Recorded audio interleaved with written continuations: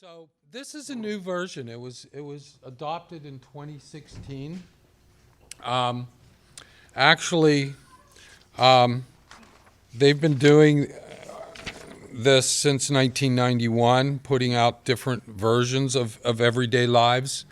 The consistent theme, and they never changed the title for one. They're calling this Everyday Lives, Values, and Action. But it's Office of Developmental Programs, Pennsylvania. Pennsylvania has a long history of advocating for the disabled community, intellectual disabilities, autism, and so this is their Bible, really. I mean, you see this in all the presentations from the state. It's often referenced in laws, and it's just this little pamphlet, but it's their mission and it's their values. And St.MICHAELS Harbor tries to mirror that in everything we do. Because most of our programs, and it doesn't even matter if it's a program by Bureau of Autism Services or a program with ODP in the intellectual disability waiver area, or whether it's OVR. The principles remain the principles, throughout, Pennsylvania as far as it comes to working with people with disabilities. So if you go to, I guess it starts there, page 6, there's these two overriding values. It says, we value what is important to people with disabilities and their families who are striving for an everyday life. It's about opportunities, relationships, rights, and responsibilities. So individuals, obviously, who are receiving services, they have responsibilities too. It's about being a member of the community, having a valued role, making a contribution to society, having one's rights as a citizen fully respected. It's a vision that we should all be working together. Point 2, people with disabilities have a right to an everyday life, a life that is no different than that of all other citizens. This continues to be the truest statement on which we can build our work. And that's the state of Pennsylvania talking, and Office of Developmental Disabilities, Office of Developmental Programs, they're talking about that's their truest statement. They believe that's their truest statement that they can make, that people have a right to an everyday life, a life that's no different than that of all other citizens. Everyday Lives will be a guide to ODP as it develops policy and designs programs, which I just told you, it gets referenced in everything they do. Providers of services will use the recommendations of Everyday Lives to support individuals and their families to achieve an everyday life. Everyday Lives will guide everyone toward the possibility of an everyday life. So when we're talking about that concept of an everyday life, it really is just I'm not going to be a physicist. I'm not going to send anybody to the moon. So everyday life doesn't mean that you can do everything that anybody else in your community can do. What it means is that you have the opportunity to do what you can do and what you want to do, in your life. So that's what we mean by that. Sometimes I know some of people will come in, and especially people in OVR, and you'll say, working with OVR clients, and they'll say, I want to be a pilot. You hear stuff like that. And it's not really our job to tell people they can't be a pilot. For all we know, they can be a pilot. But it is our job to tell them, okay, if you want to be a pilot, this is what you have to do to be a pilot, right? So when they look at that and then they match that up with their skills, then it becomes either reasonable or not reasonable thing for them to try to achieve. So that's what's meant by that. Nobody should be, just because of their disability, should be excluded from anything. They're like everybody else, though, and if they have the abilities to do whatever it is they want to do, there shouldn't be any obstacle in the way of doing that. So that's basically what they mean.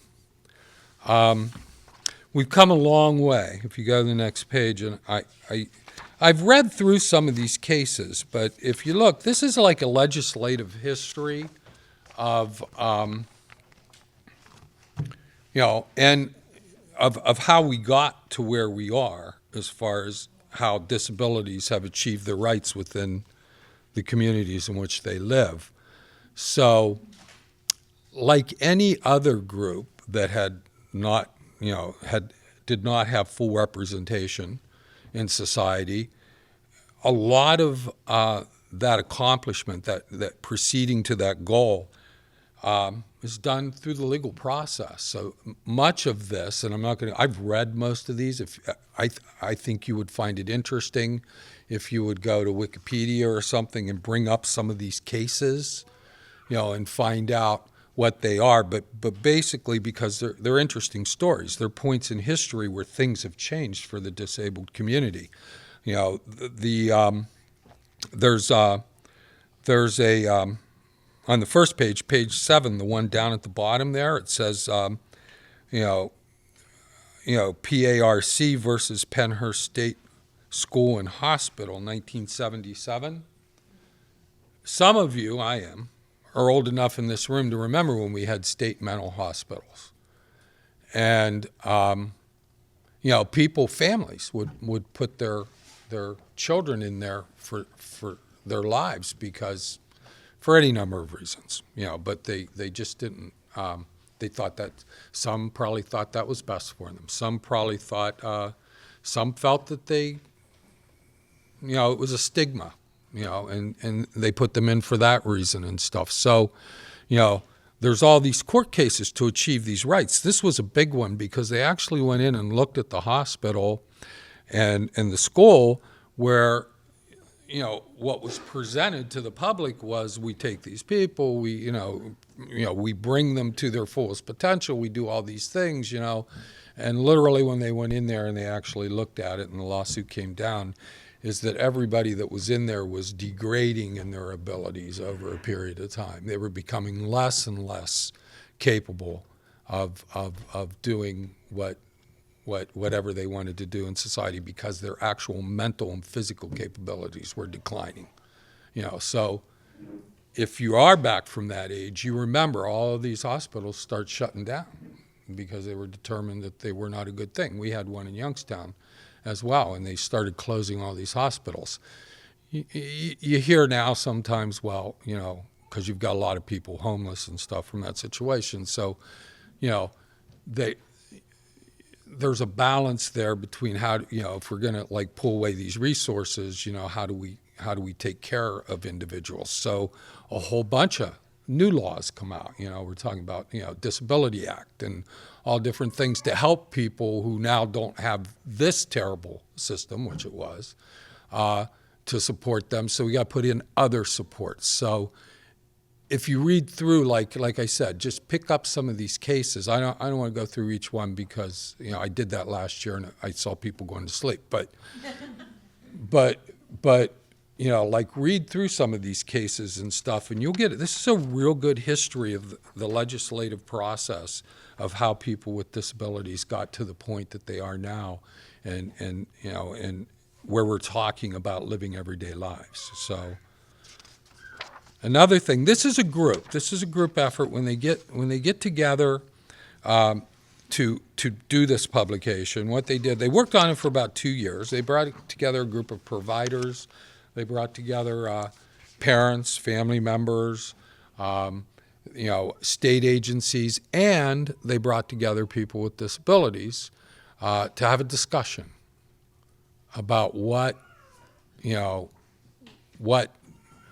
people with disabilities felt was in their best interest. And if you go to page 10, some of what came out of that, actually, these are the most common threads that came out of that from people with disabilities, is one, they want control. They want to have control over all areas of my life. So it's first person. These are their statements. My family, supporters, and community know these are my decisions and work with me to achieve greater control.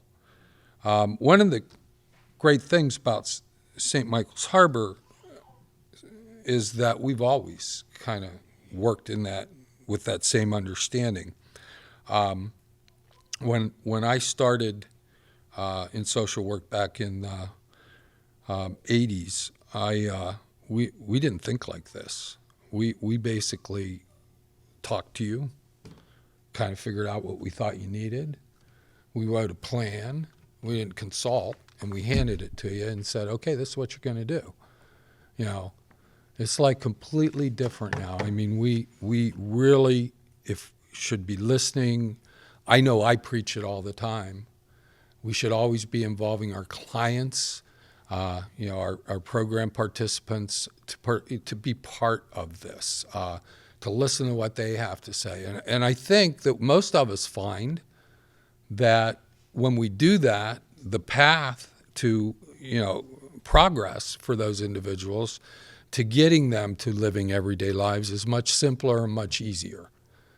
And that's always been my experience. And that's what we're here to do, is to give them what they want in their lives. So choice, they want choice. They want to decide everything about my life. My family, supporters, and community help me learn about opportunities, and together we make them happen. They want freedom.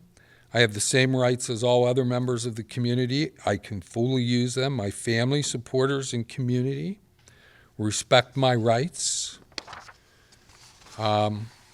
Stability. And I'm going to read these because I think it's important, because this is coming from that part of the focus group that is the people who we're working with. So I want you to hear all of their statements. Stability. Changes to my life are made only with my permission and input. My family, supporters, and community do nothing without me. They plan with me to meet my needs now and for the future. Health and safety. I am healthy and safe in all areas of my life. I, my family, supporters, and community balance health, safety, and risk according to my wants and needs. We are always concerned about health, safety, and welfare. That is still an issue, but in this one, they talk about balance. So there is a balance that we have to talk with them.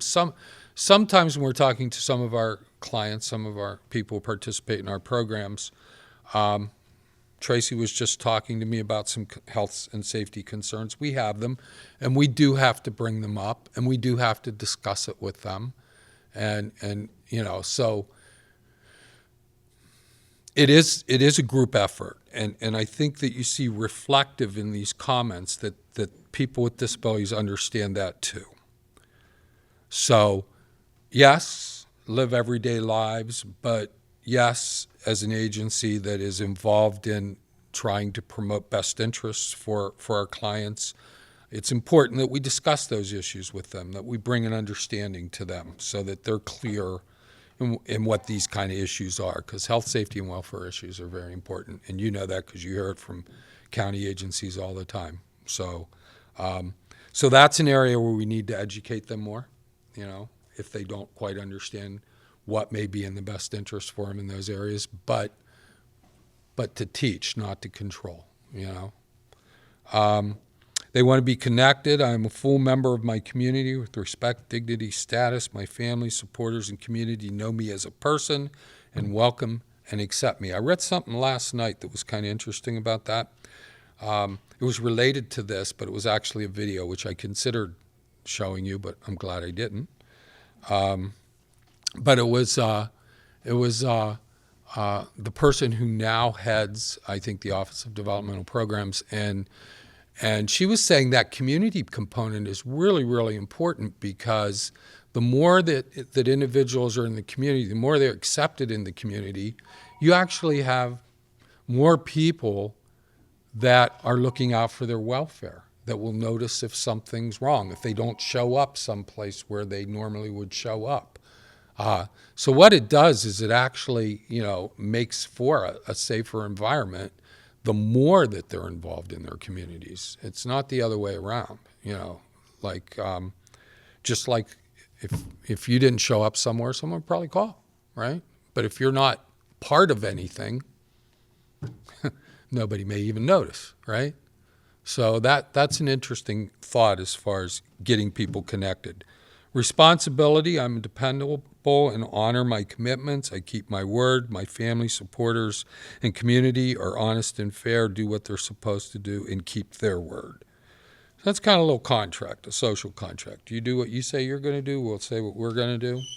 Communication, I am listened to and understood. My input is valued. My family, supporters, and community listen and communicate in ways that work for me.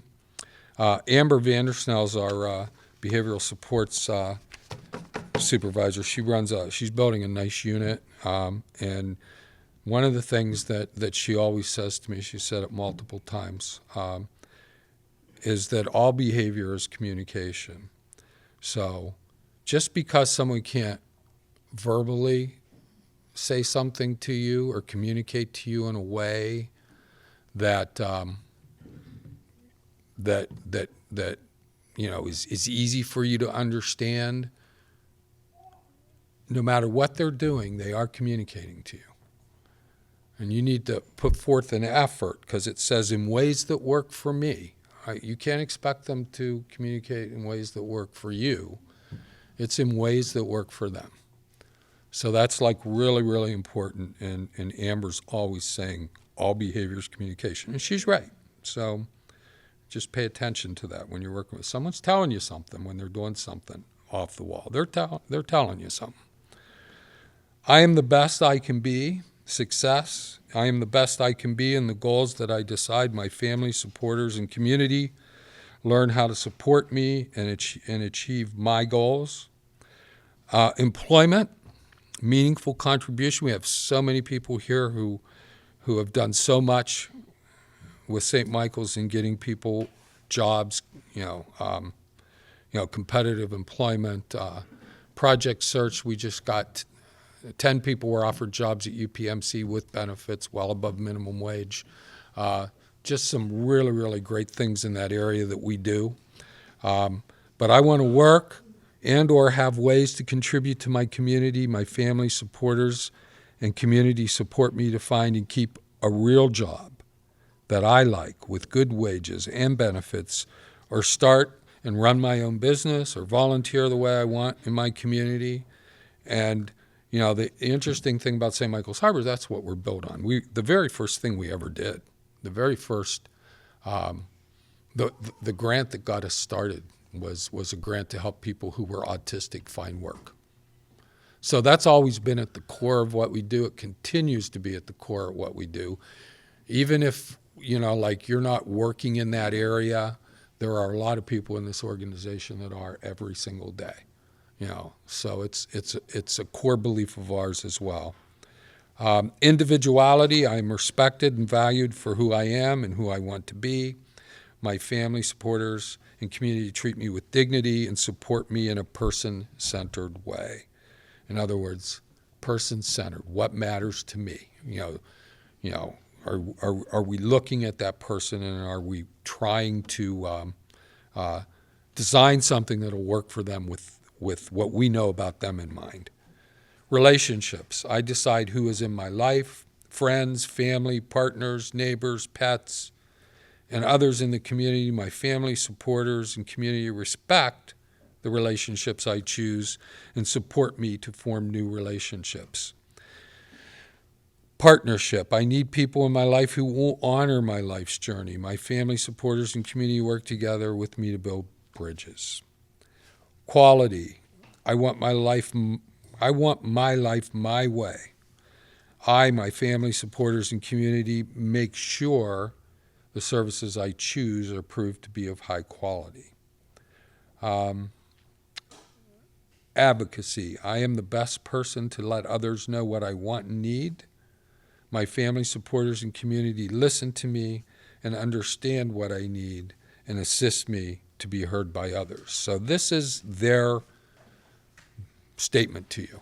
They know that this is going to be published. They know that it's going into this mission statement from ODP, Everyday Lives. And I would suggest this is what they want you to know. You know, this is what they want you to know about them. So it's really, really important that you take a look at that.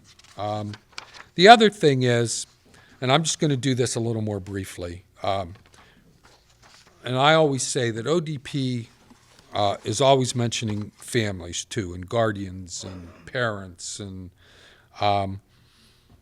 so usually in their list of things that they are saying that agencies, providers need to accomplish is support for guardians and parents. So they have a role in this too, and you know, a lot of times.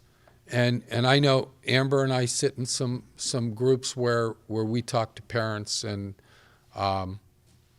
you know, because she's really involved and her team are involved in working at trying to really change some challenging behaviors that people have so that they can more fully realize, you know, an everyday life kind of existence.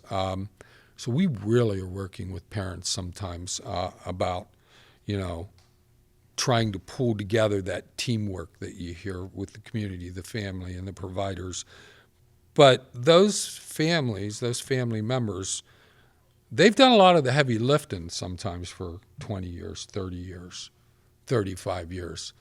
So, you know, it's really up to us to work with them to get them kind of like in some kind of relationship where we're all working together, including with the client. You can't leave the client out either. It's got to be a really joint process, but supporting those families is really, really important because, you know, I'm just going to read these. They have a unique role, the unique role of the family. Families represent the very heart and life of the lifespan, supporting families throughout the lifespan. Our families must be encouraged and supported early on in their child's lives to hope, dream, and reach for the future. Some of them lose that. Some of them never do. It's interesting. Some of them get caught in a rut, and sometimes it's up to us to take them out of that rut and say, no, they can do more. You know, they can have more. They can have everyday lives. You know, knowledge and resources, that's why I say they've been doing this heavy lifting for a long time.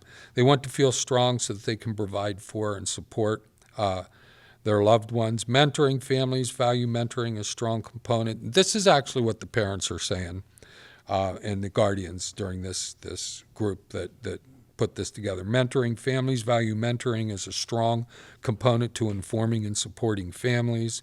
Communication, good communication involves everyone. Working toward common goals, respecting one another in partnership. So these are the parents and guardians' concerns. They want communication. They want mentoring. They want respect and trust. They want respect must be granted to families, their values, their belief, their homes, privacy. You know, you have to do those things. Choice and control. Families seek freedom on behalf of their family members to make responsible and personal choices in all aspects of life. Again, guardians and parents say health and safety. People should be safe at home, work, and school, and community. Obviously, some of their children, some of their, you know, have not been safe in those environments. You know, you hear stories all the time where, you know, someone's targeted, you know, or bullied. So they want health and safety for their children. Simplicity and flexibility. Families value a simplified and transparent system that is easy to access, understand, and navigate. Quality and stability. Families value quality supports and services and enable people to live everyday lives. So, you know, we want to be the best we can be. St. Michael's wants to be the best that we can be. We sometimes are like the people that bring all this together, you know. I mean, when you really think about it, you got all these different parts. And what do we do if we're doing a really good job is we bring it together and make it functional because sometimes it's just not functioning right. And we can do that as an agency. We can make that kind of difference where we get everything kind of working in the same way and working together. And collaboration, along with self-advocates, family members must be part of the discussion, planning, creation of every element of the service system.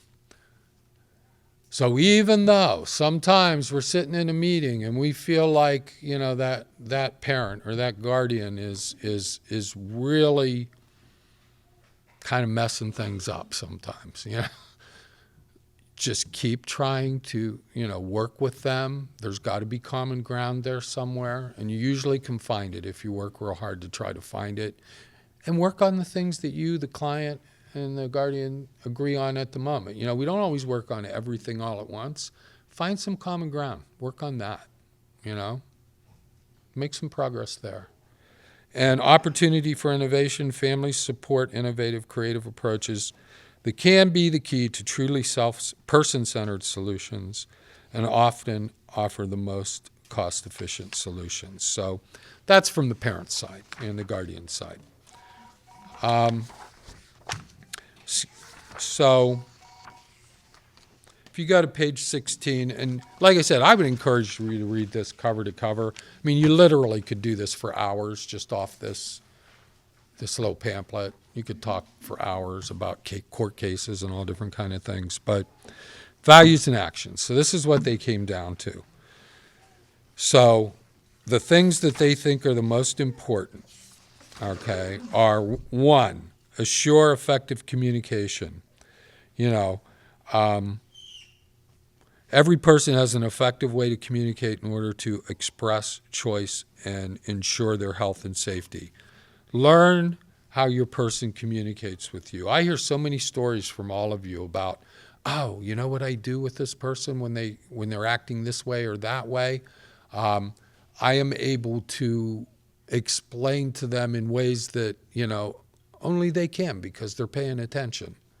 You know, you're paying attention, and you're able to take and walk into a situation where everybody else is like struggling to get a handle on it, and one of our staff walks in and says, oh, you know, just listen.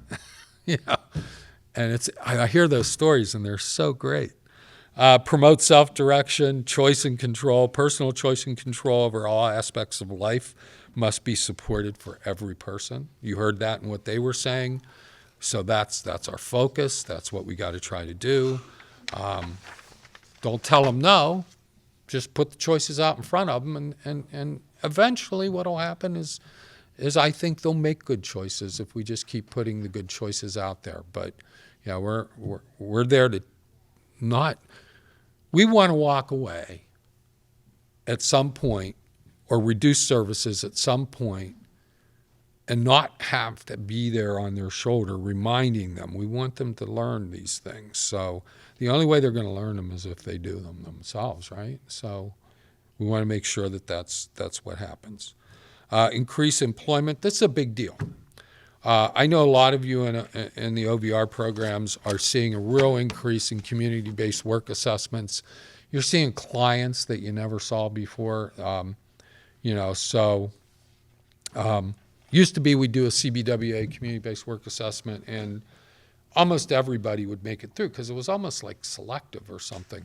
Well, recently the governor came out of Pennsylvania and said that everybody who is disabled has a right to work. And so what you're seeing a little bit is, I think, the result of that, in that some of those people that never made it through OVR and stuff before are now coming through. So it's a good thing. Those, for whatever reason, who can do those things and can, you know, achieve competitive employment, but for some reason weren't making it through, are going to get through a little easier.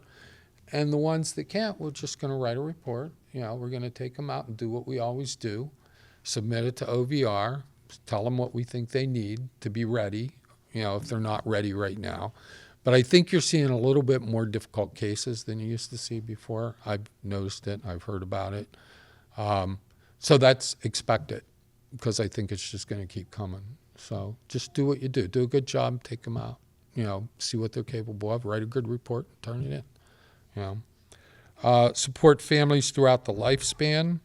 The vast majority of people with disabilities live with families. The vast majority of individuals who are on waiver are probably going to have some services throughout the rest of their lives. What we want to do is obviously, give as much control to them, or let them take as much control as they want and can do, and reduce those services over time. But we're in there for the long haul. Some of you, I don't even know. It'd be interesting. Who's had a client? I'm just going to do this because I'm curious. Who's had a client for at least 2 years? If you have, raise your hand. Who's had a client for high enough so other people can see? Who's had a client for like 5 years? Who's had a client for 10 years? We've got a 10-year back there. So a lot of these services are ongoing, and what we want to do obviously is move towards that less and less services. We want to work ourselves out of a job with people, but generally speaking, they're going to get some support, throughout the rest of their lives. Promote health, welfare, safety, wellness, and safety. That's always a concern. You're always looking out for that. And when need be, you have to report to services, if there is a real safety, health, or welfare concern. We were just talking about that today, Tracy and I, a little bit about, I think there's a situation that we're going to have to kind of walk it down and find out what we need to do, because there's no abuse or anything, but just a safety issue that we're just going to, you got to help them when they're in that situation. Get to the right people. Support people with complex needs. Our people are definitely becoming, the people that we work with, St. Michael's Harbor, those clients are definitely bringing more challenges to us. That's why, we started up the behavioral supports unit, because of the complexity of some of the cases that we're getting, dual diagnosis cases and things. Develop and support qualified staff. We're trying to get more and more training out there. Like I said, we're developing different units. If you guys can think of anything that you would like us to do as an agency, send me an email. I would love to do more. Does everybody have a MyODP account? If you don't, you should. And if they haven't, I would suggest all the coordinators make sure all your people have a MyODP account. Because on MyODP, I know some of you are taking training, like Karen's taking training on MyODP right now, and for different things. But there's all kind of resources there. There's all kind of courses. It may be that I may start asking as an agency that we actually go through some of those courses and get certificates from some of those, because I just think it's really, really good. I mean, they have courses, or you give me what are we talking about? I thought you were wondering what I was thinking. No. I thought for some things we all had to have an account on ODP just for the training purposes, and some of the certificates we had to get. I might be missing. Well, no, and you're right, but more recently than not. So there actually may be some people here that didn't go through MyODP to get to some of those things. So, yeah. But everybody should get a MyODP account, and probably what I'm going to start doing is, there's really good resources on there. There's good video on there. I'm going to start saying, okay, everybody should watch this. That kind of thing would be good. Simplify the system. I don't know if we're simplifying the system. The system seems to get more complicated all the time. But let's keep it simple for the people we work with. Improve quality. I think that's happening. I think that a lot of things that are coming through ODP right now, programmatic-wise, are really improving the work that we do, with people. Expand options for community living. There is a new program coming out that's going to affect community living, and we're doing some stuff in Hermitage that we provide 24/7 care for some people. Right now we do it for one in their own home. We have something with them all the time. And there's going to be more and more. Obviously, that's the move. More and more community living situations, and we're trying to kind of figure out, be part of that as well. So, and increase community participation, creating opportunities for new experiences and interests, develop friendships. That's something that, we can work harder to. And that's another thing that I'd like to hear some ideas on. Um, I know Alan does some good stuff in groups. Some people do better. Some offices do better than others. But even like I was talking to some people who run some group homes and stuff in town the other day. Just happened to be with a client. Client saw the group home person, supervisor, start talking to him, and I was saying, well, they were talking about a Halloween dance. Now, they're residential, so they kind of like are figuring out things for, their people to do, and that makes sense. But maybe we can start piggybacking with some of these other agencies and some of these things that are going on. I would like to, even though we don't typically have that kind of contact with our clients, we might have them, 3 or 4 hours a day, 3 or 4 times a week. But it would be really nice if anybody has any ideas, because it really does. I think about it all the time. How do we get them to develop more of a social network out there? And anybody that has any ideas, or if, or work with other agencies that are doing things and see if they don't mind, like letting your clients that you work with come to some of those things. I just think it's important. I really don't. We do a lot of other things. I don't think we do enough of that sometimes. Okay, I'm Julie Regal. I work out of the Franklin office. I am a counselor with St. Anthony's Point there. I'm also a BSS and SBS, and sometimes a TA there. So like all the rest of you guys, I juggle a lot of different things from the Franklin office. And I'm curious why all my Franklin people are the ones that stayed back there, but that's okay. Okay. I was asked by Amber, who's now dead to me, to do one of these presentations. This is my first year, only a few months with the company, and I had no idea it involved cameras and technology issues.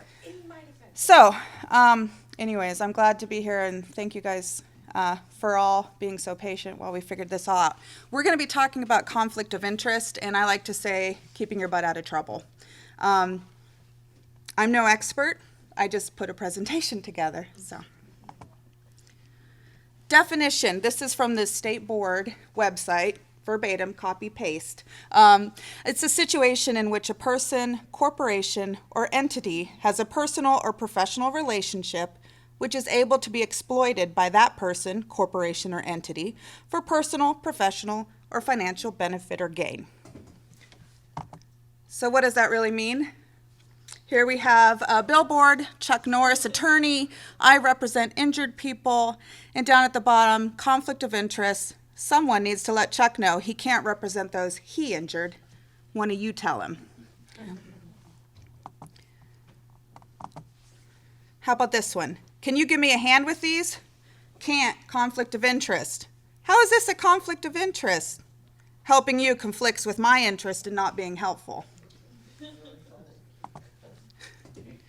Another one.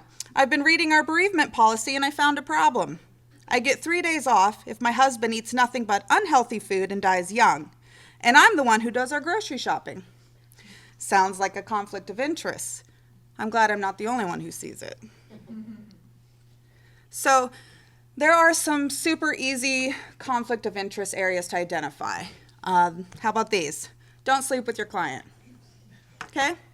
Don't sleep with the client's support people, family members, roommates, etc.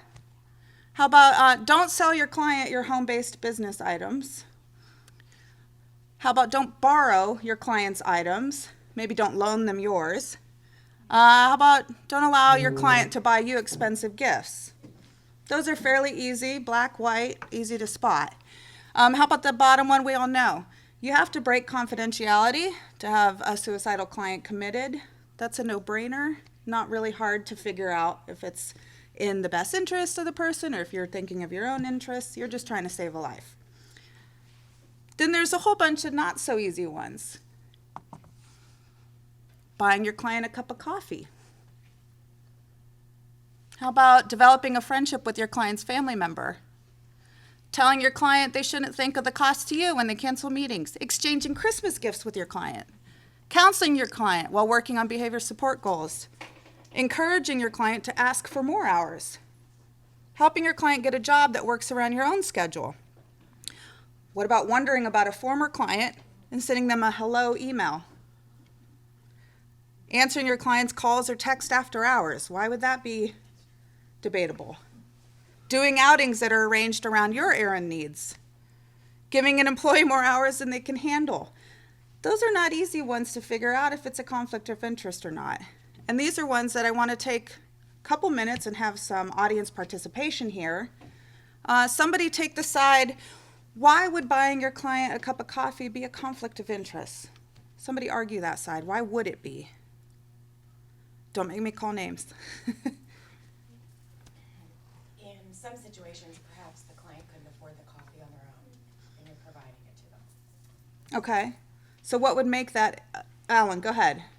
They could come to expect you to buy them coffee on a regular basis. They could have friends that are also clients of the agency that would get word of you're buying coffee and say, hey, let's buy coffee for me every time we're together also. Okay. Somebody argue the other side. Why would it not be a conflict of interest? Mike? It's a cup of coffee. It's a cup of coffee. What if it was a reward? It was a reward. Social skill. Okay. How about developing a friendship with your client's family member? Somebody argue why that might be a conflict of interest.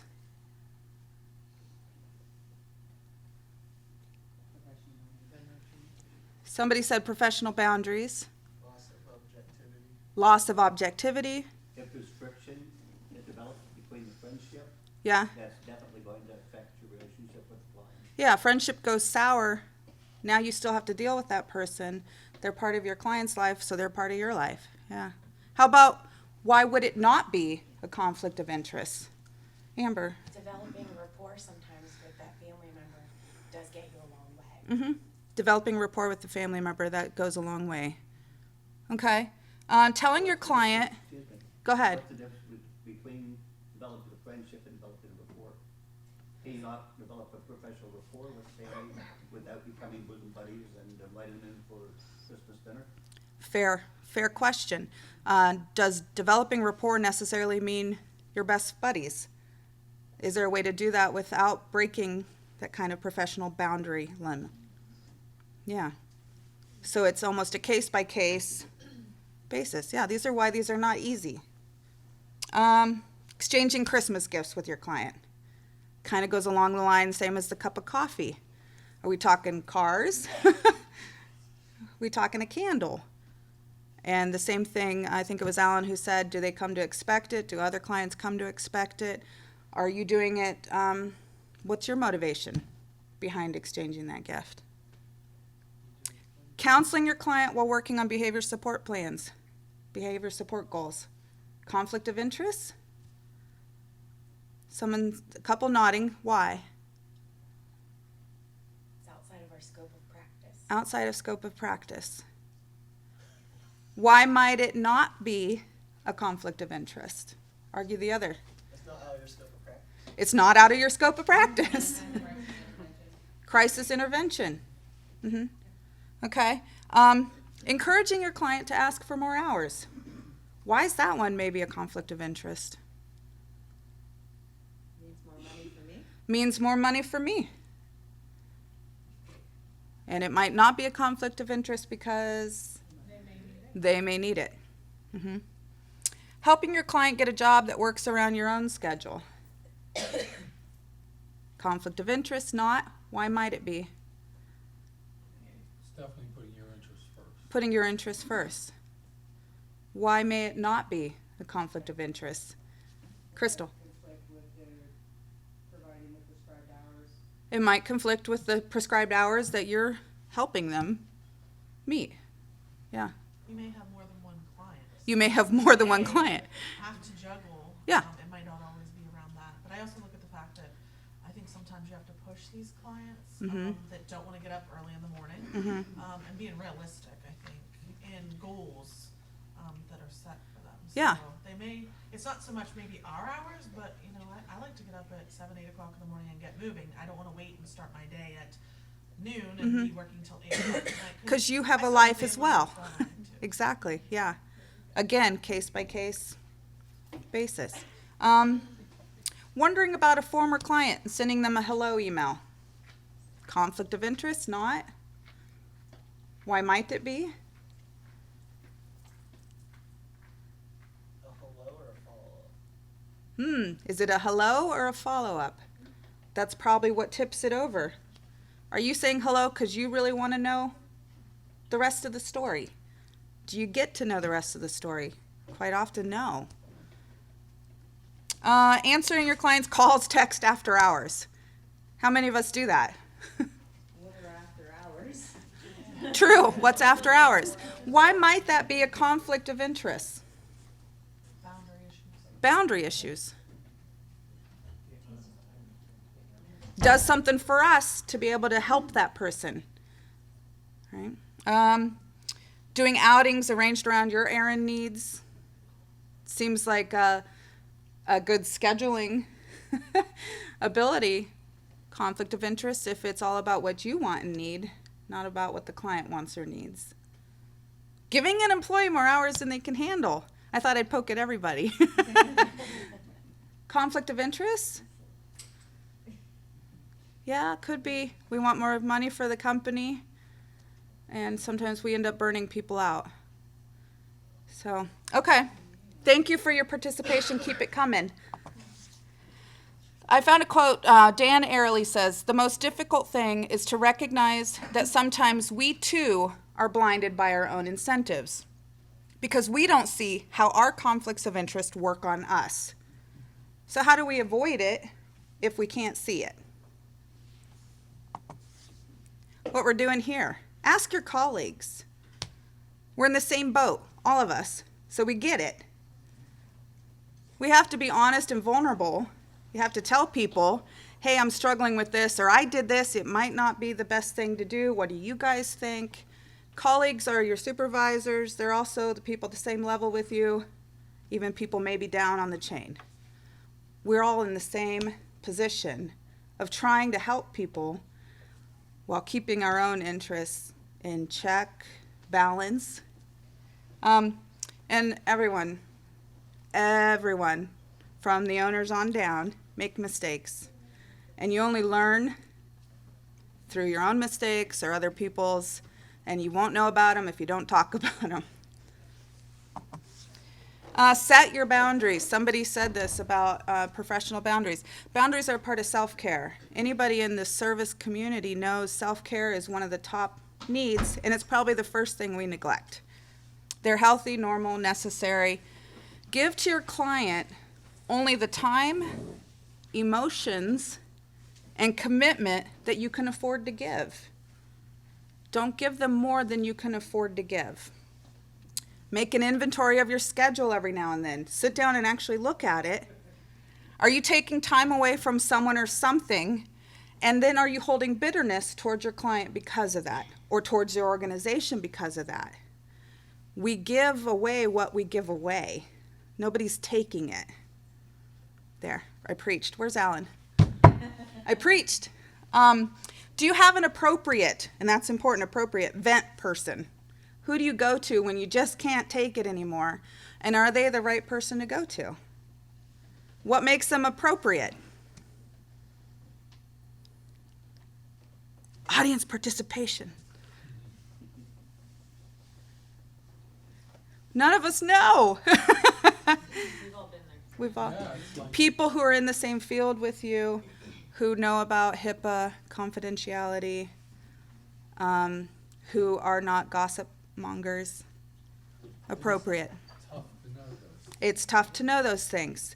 So probably keep it mostly to yourself as much as you can, and be very wise in how you share and when and to whom and how much. Do you care more about your client than your client cares for him or herself? If you find yourself constantly caring more than they do, it might be a boundary issue.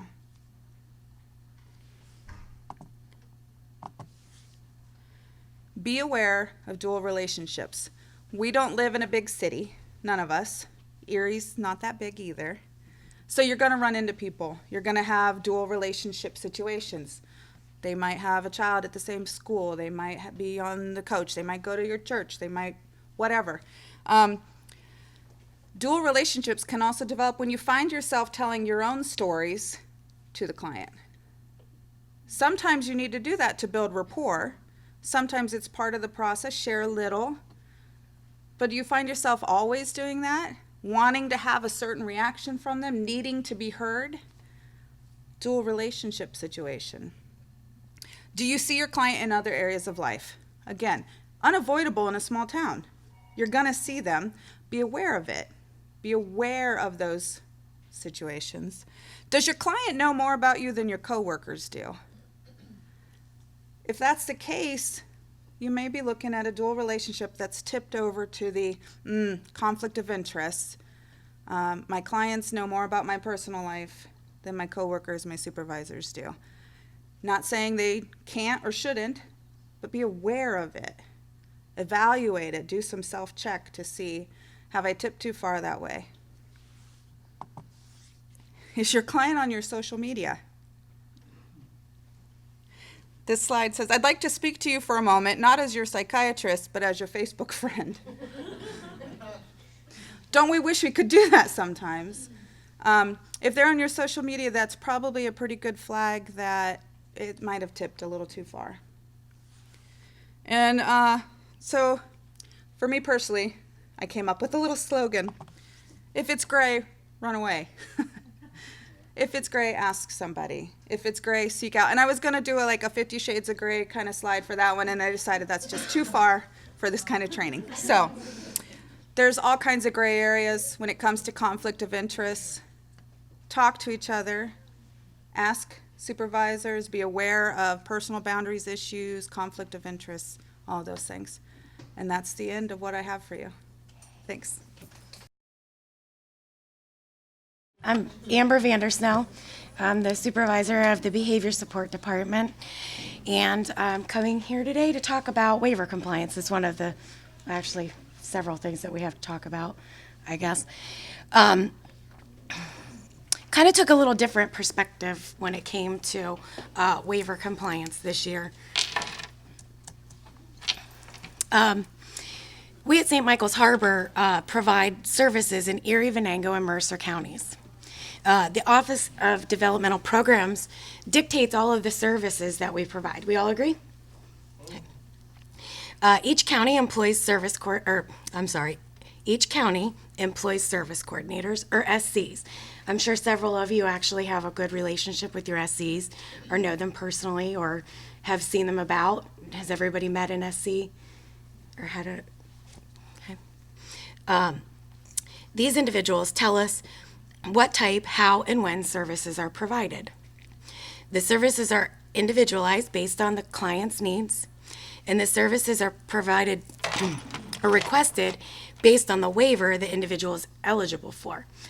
So there's different criteria that the state and the county looks for in order to grant an individual a waiver. And that's exactly what we're going to talk about from here on out.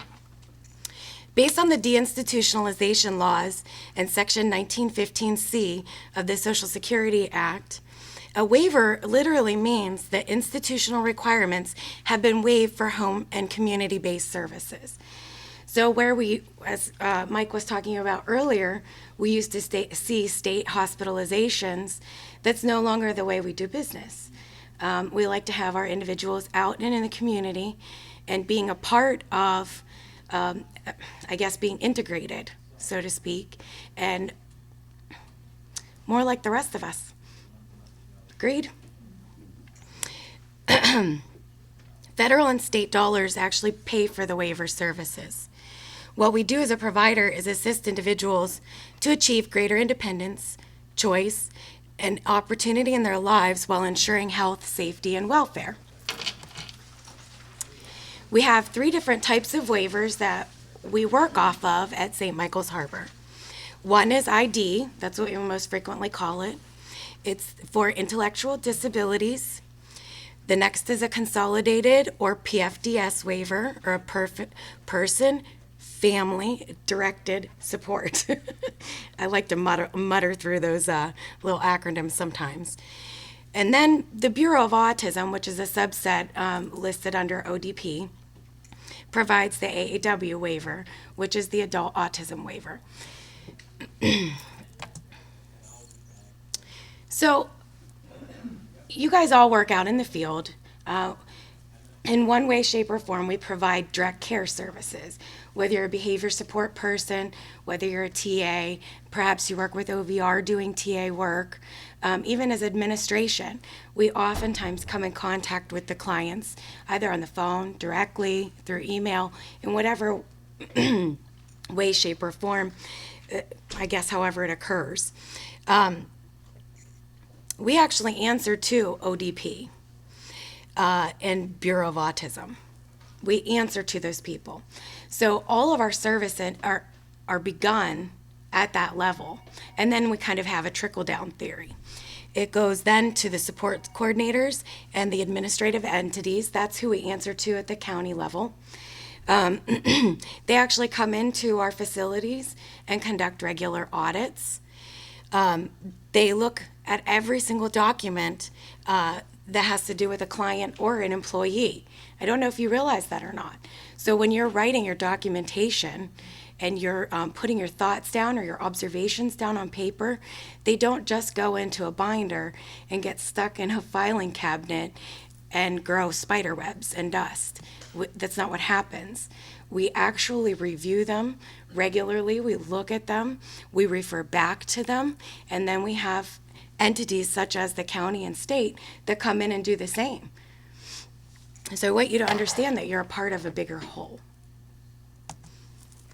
So what are we then responsible for? We're responsible for providing the hours as they're directed and as they're written in the individualized support plan. So that means if you have a client that is directed services for 30 hours a week, you need to do everything in your power to make sure that that 30 hours a week is met, because that's what we're there for. The health and safety and welfare of our clients, obviously that should be number one. And that's absolutely what we're here to do every day. Placing an incident report when the health, safety, and welfare needs are not met. Does everybody know who to go to when there is an incident? Anyone? Now, You can answer. your supervisor Okay, or the state, or it depends on what situation you're talking about. sure. So that'll a lot of this information will become more clear as we go on. Right now, we have somebody that does our incidents. That's Alan, right, Alan? That's your duty. At present, we have Mike in the office who also knows how to create incident reports when things happen. Do you guys understand and know that there's a timeline on incidents? Everyone? Yes, no? There actually is. And it depends on the severity of the incident, what that timeline is. But what we would like to tell you is that in short order, you should be explaining that something has happened, whether it's to your behavior support team, to your specialized skill builder, or whether it's to a coordinator. We're also responsible for daily, monthly, and quarterly reporting. We maintain our credentials where applicable. We stay up to date on our trainings, which is what we're all here for today.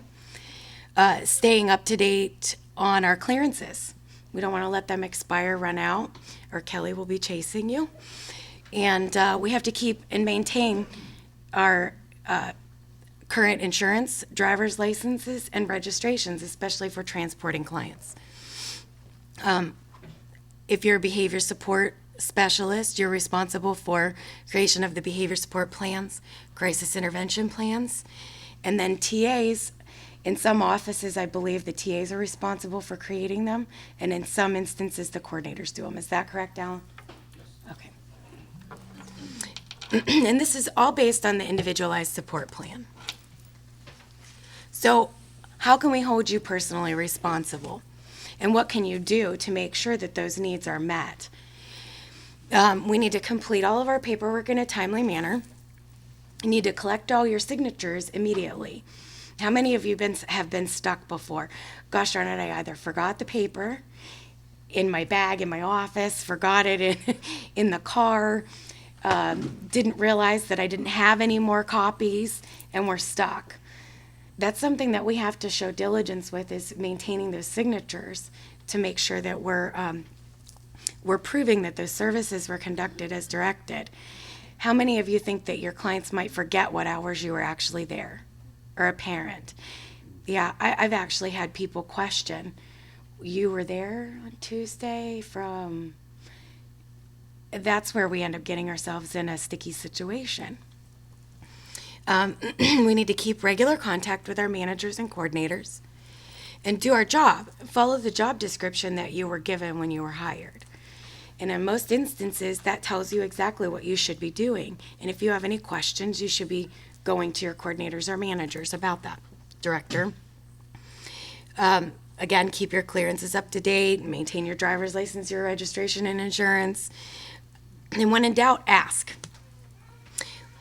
When it comes to incidents, what I have to say is, and what I was told by the Adult Protective Service Agency, was when in doubt, report everything. They'd rather you over-report than under-report.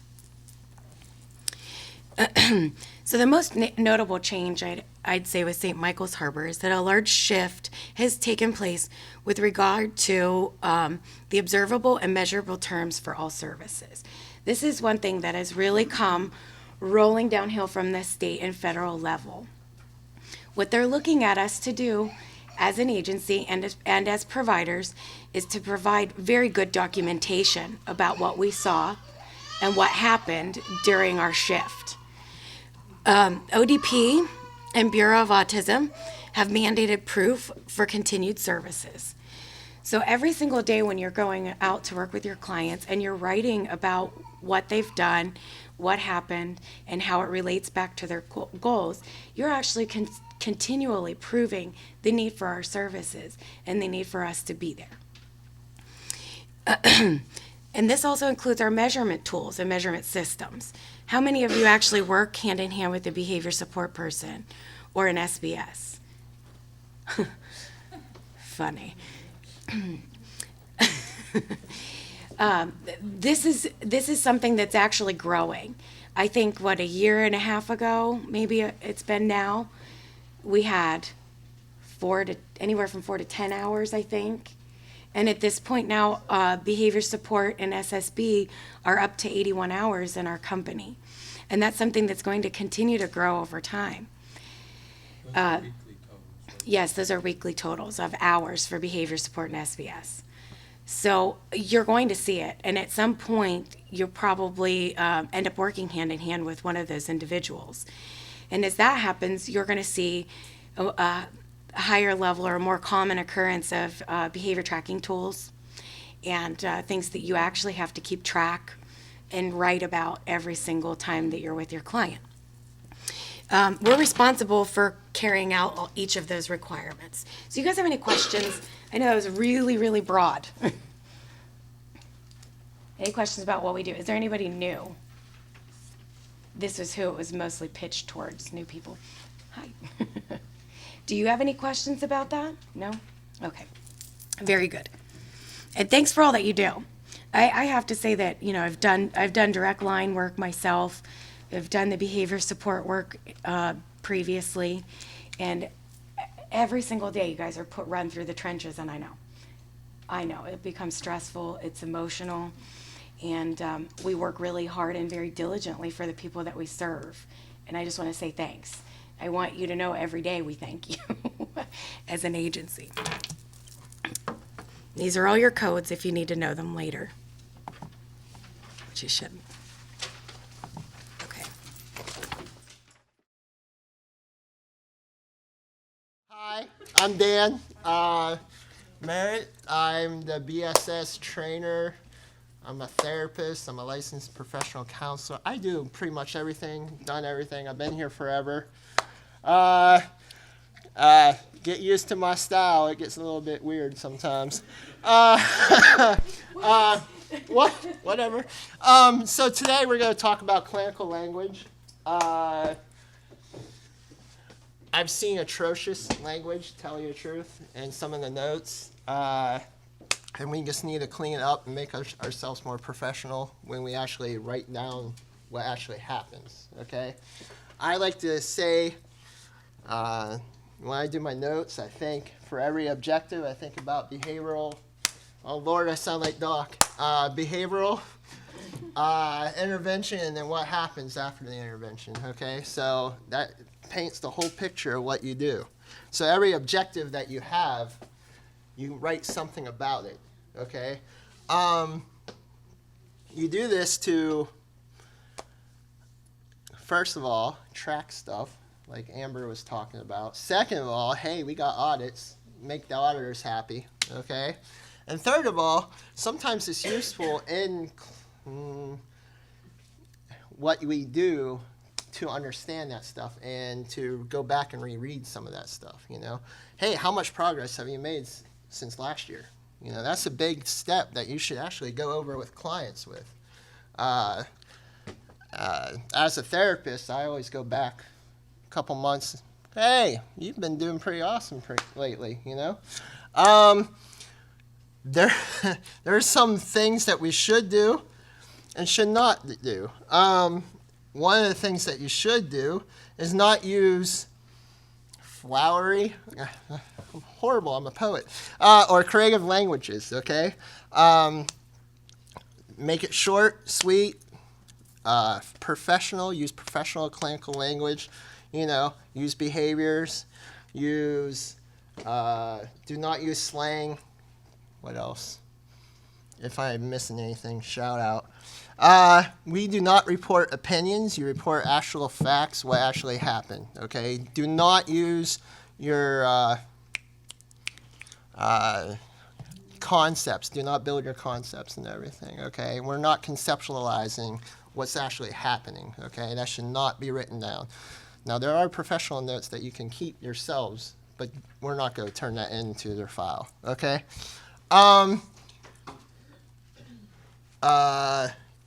Specify behaviors. You cannot specify what the client's thinking, okay? If somebody says, you ask the person, well, how do you feel? The client said they were depressed. The client said that they were angry about this. The client said they want to work on this goals, okay? Make sure you use quote, client says, okay? Anybody that reads what you write about should know what you did during that time period, okay? I also know there's not a lot sometimes that happens. I also know that there could be 1 hour and you can hit like 50,000 different things, okay? Your notes may vary from short to really book long, okay?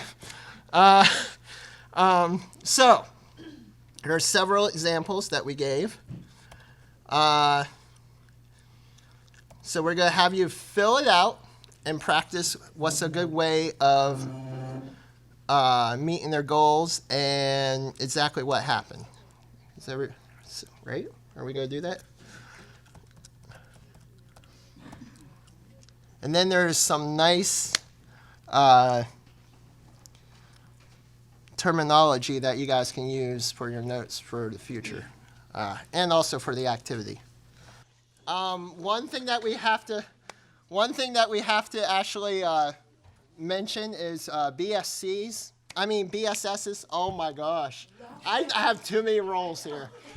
BSSs or SBSs, whatever you want to call them.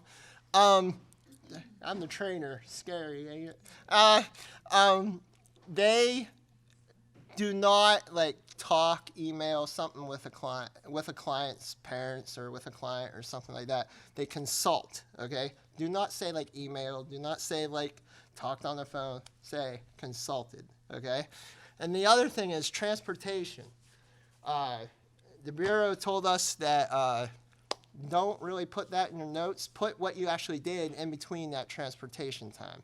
So if you were taking a client to Kohl's and you're prepping them to deal with their anxiety while you're driving them to Kohl's in their car. So you go over social stories, or you go over situations or emotional management. So that emotional regulation. So that's what you would put in there. You don't put transport, you put what you did while you're transporting. Okay. So when you're looking at your administration for St. Michael's Harbor, this includes the executive director, which is Deborah Makita. The director is Michael Makita. The HR administrator is Kelly Jones. The behavior support and skill building manager is Amber Vandersnow. Behavior support and skill building trainer is Dan Merritt. Billing is Jill Swager. Payroll is Ashley Buchanan. And the TA coordinators at present are Alan McCain in Franklin, Jairus Banning in Hermitage, and Celeste Ansel in Erie.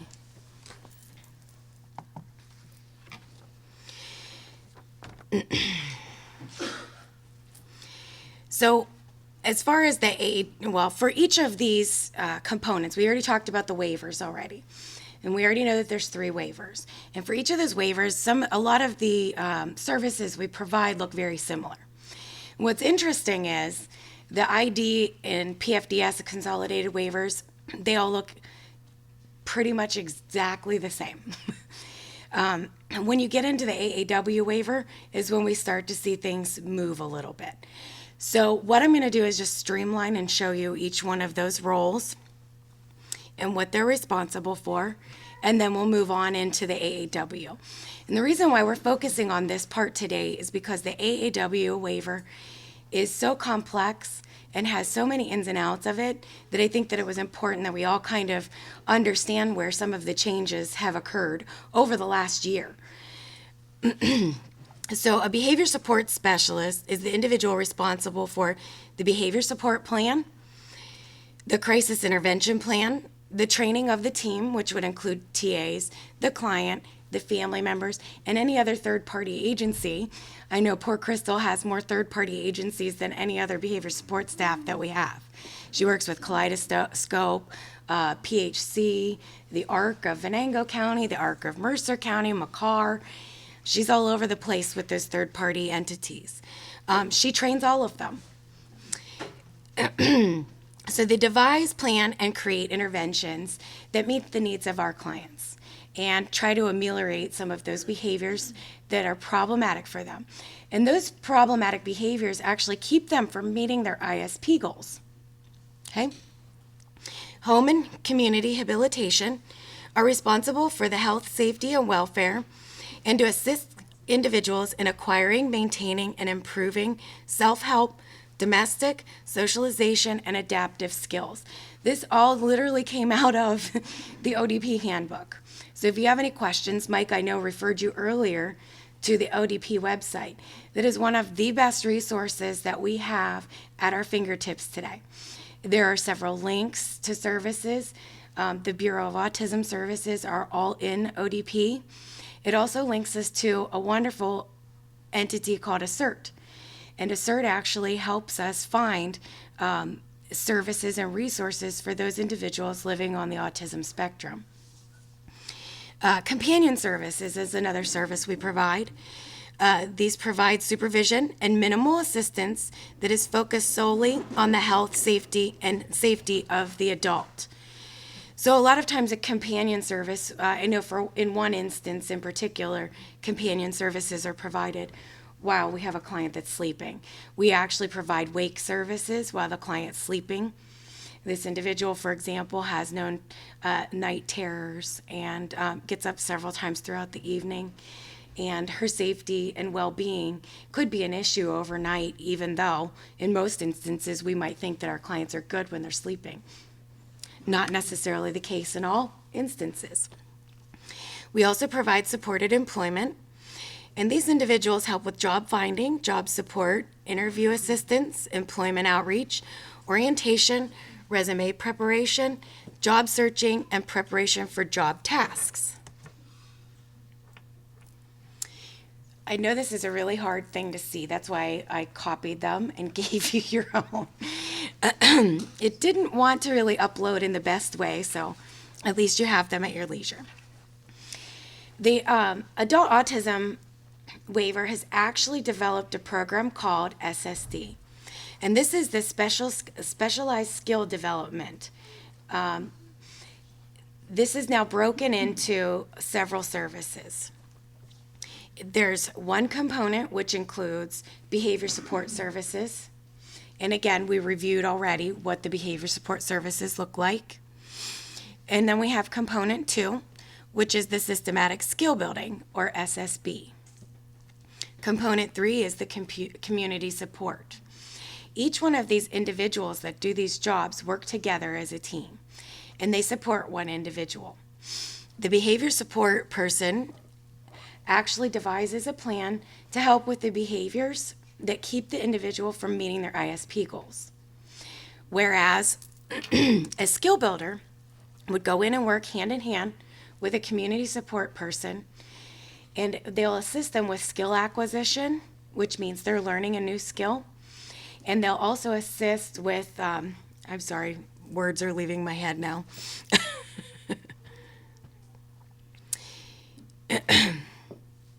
They'll help the individual with skill acquisition and also finding those loopholes. Sometimes an individual might learn how to do something, but there's a gap. There's parts and pieces missing in their skill process. So those SSB people, or SBS as we know them, will come in and help find those gaps and help fill them in.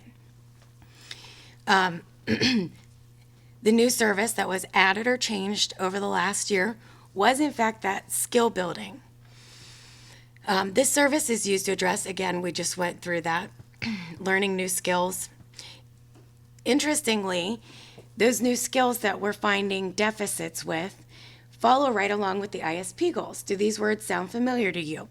The ADLs, social and communication, and employment and volunteer. Those should look very similar to what an ISP goals, or the ISP goals that you're supposed to use as a TA. They look like each other, don't they?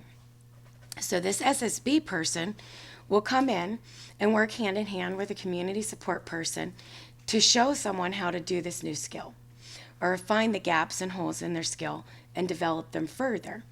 I remember I had a kiddo that could not tie their shoes.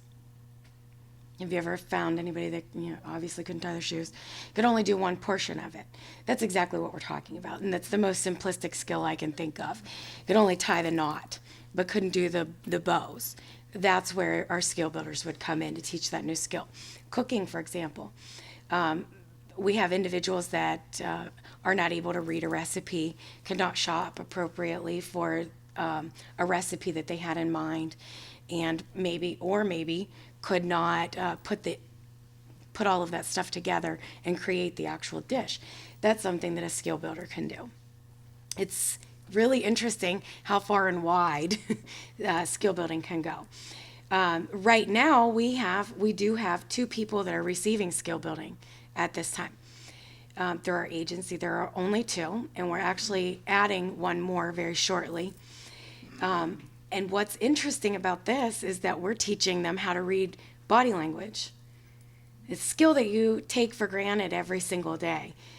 We have somebody that can't read facial expressions and can't read other people's body language and becomes very confused by what this face means versus what they're saying. We have another individual who likes to go on rants and will talk endlessly. We'll continue on and on and on, kind of like I'm doing right now. Doesn't know when to cease or when someone else might want to interject and create a conversation. We're actually working with him at this point to teach him that skill. So the SBS develops a plan for an individual in need and works hand in hand with the community support staff. This leads us to our next introduction, which is of the goal attainment scale. How many of you have even seen a goal attainment scale? Oh, look, there's more hands than I anticipated. Yay! Okay. The goal attainment scale is that measurable, objective, and measurable component that we were talking about earlier. Bureau of Autism has decided that we need to gauge our clients. They weren't getting enough feedback from us with the way things were. So now they've made adjustments and changes. So now when a goal is created, we attach a goal attainment scale to this goal, and it actually maps you through or walks you through what progress we're anticipating seeing with our clients within a year. So it's broken down into quarters very nicely, and each quarter we can measure how far along they are in their progress with their goals. Makes sense, right? What's interesting is this is supposed to be with every service that the Bureau of Autism has out. How many people have been trained in them or know how to read them, know what they look like, understand what they're seeing? Right. It's minimal, and that's why this is a growing and new skill that we're going to have to learn. On this page, which I gave you another attachment that outlines this stuff, it actually explains who's responsible for goal attainment scaling. In most instances, the TAs won't be doing this. Unless you write a monthly progress note or a quarterly summary report, you more than likely will never even see them. The people that are in charge of these goal attainment scales, who write the monthly progress notes and quarterly summary reports, are the ones that will be taking information from your notes that you write and gauging what the progress is, okay? So trainer advocate, we hear this word all over the place. Everybody's a TA. This is something that I actually struggled with when I came on at St. Michael's Harbor. Because a TA, that word encompasses so much. It's like an umbrella term for our agency. This covers the OVR people. This covers community support staff, the home and community habilitation, the supported employment, and the companion services. So in some instances, when we're looking at these waivers and how they explain our roles, I had a very hard time understanding where the TA word fit in there. Do you guys all get it? I'm sure you do. You do it every day, right? What did You guys all get put it. down on? Is it direct care? Does that Yeah. substitute directly? Yeah. Yeah.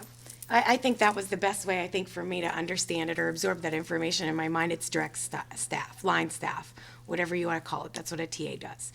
And I know several of you probably work for all different waivers. I know there's several in our office that do consolidated waivers, several do ID, several work for Bureau of Autism on the AAW, several do CBWAs for OVR. You guys are just amazing.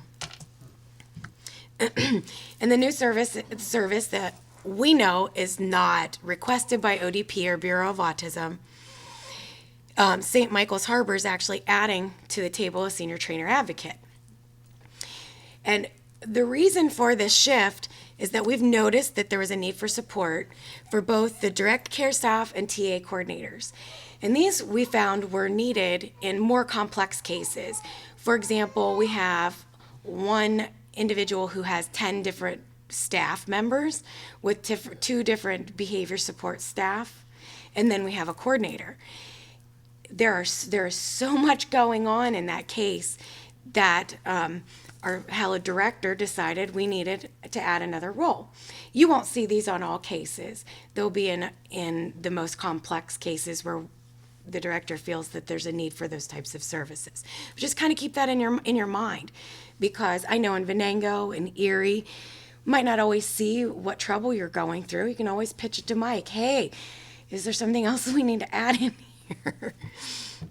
And obviously, the director is the person that will announce the addition of these services when and where they occur. So, because I had written this beforehand, this would have been our lead-in for our clinical language. An emphasis has been placed on documentation. So far, we have discussed objective, observable, and measurable, but what does it look like? And we just covered that with our clinical language, okay?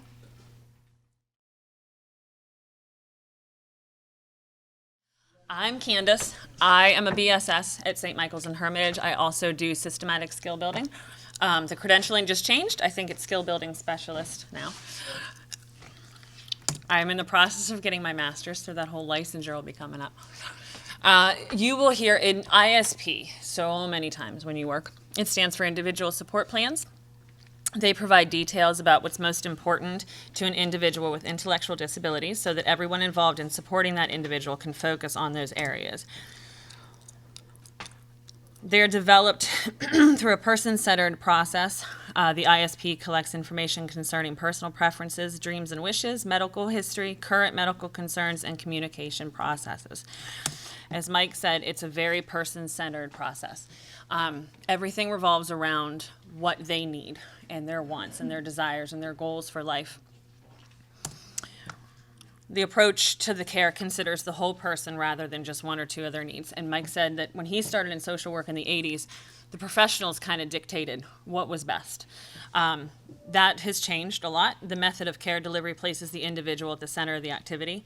And rather than the professionals deciding what's best for an individual and producing a plan and delivering care, the individual is involved in every stage of the process. First section of an ISP is individual preferences. It takes into consideration their likes and admirations, what they know and what they like to do, their desired activities, what's important to the individual, and what makes sense to the individual. Activities can include anything that the person does that brings enjoyment, fulfillment. It can include cooking, dog walking, art, swimming, sports, sewing, performing and listening to music, exercising, whatever they like and whatever they enjoy in a typical day. The medical section goes over medications and supplements that the individual takes, any allergies, any and all health evaluations, medical contacts, current health status, developmental information, psychosocial information, a physical assessment, and history of immunization and boosters. The health and safety section is huge. It goes over general health and safety risks of the individual, fire safety, if they know what to do in the case of a fire, if they live in a residence by themselves, if they are able to keep themselves safe and contact appropriate professionals. Traffic, if they're out in the community, do they know to look both ways when they cross the street? Any type of cooking and appliance use, outdoor appliances such as a grill. Water safety, can they swim? Do they have to have supervision when they swim? Any other safety precautions? Knowledge of self-identifying information, including social media. Sometimes we all post stuff on social media that we probably shouldn't. And we need to, thank you.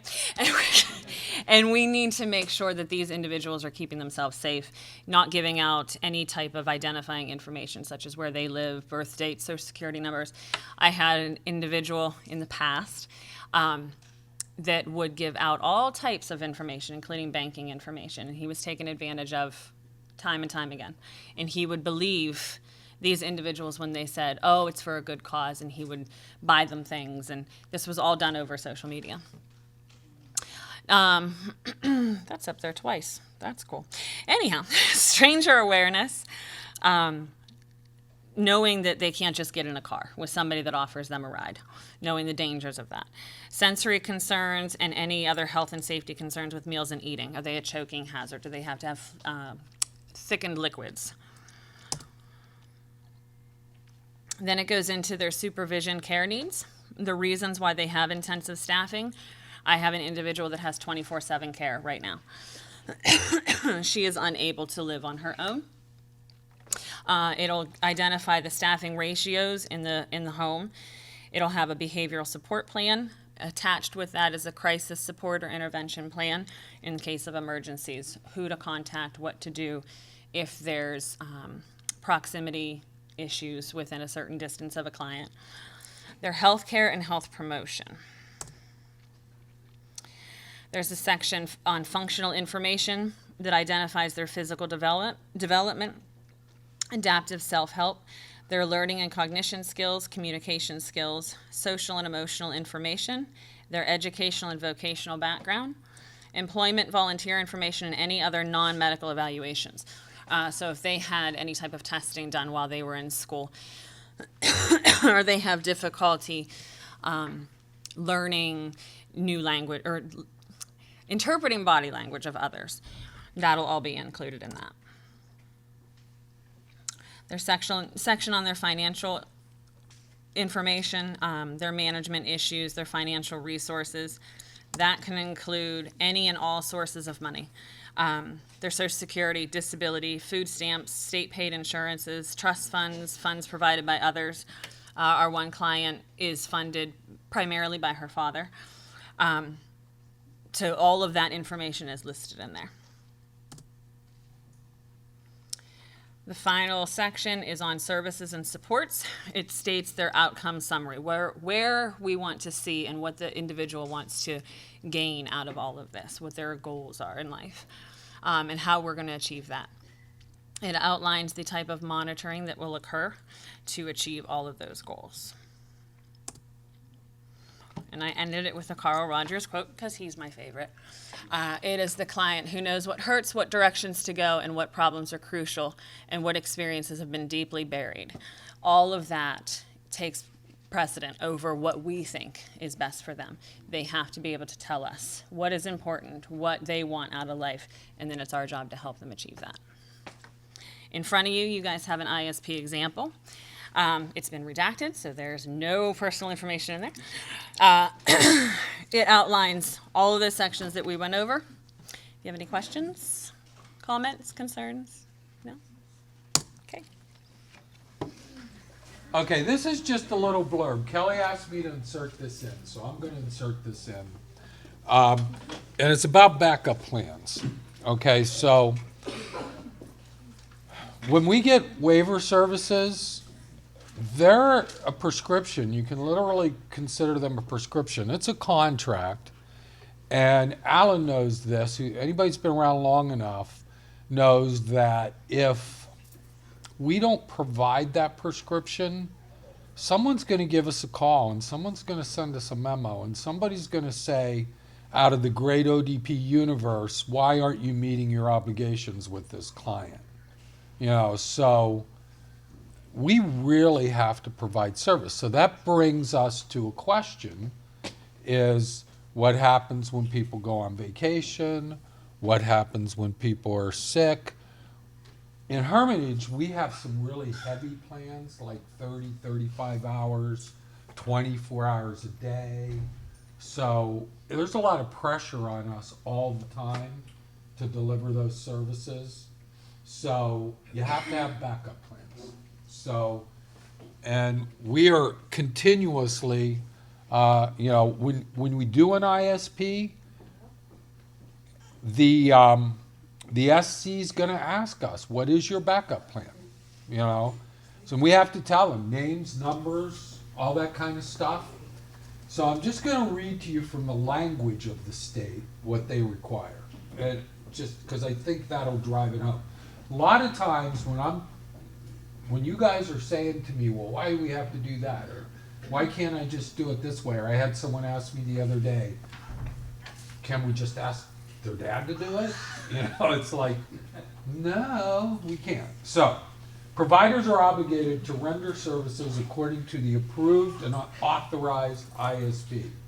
A backup plan is a strategy developed by a provider to ensure that HCBS, the provider, is authorized to provide and delivered in the amount, frequency, and duration as referenced in the ISP.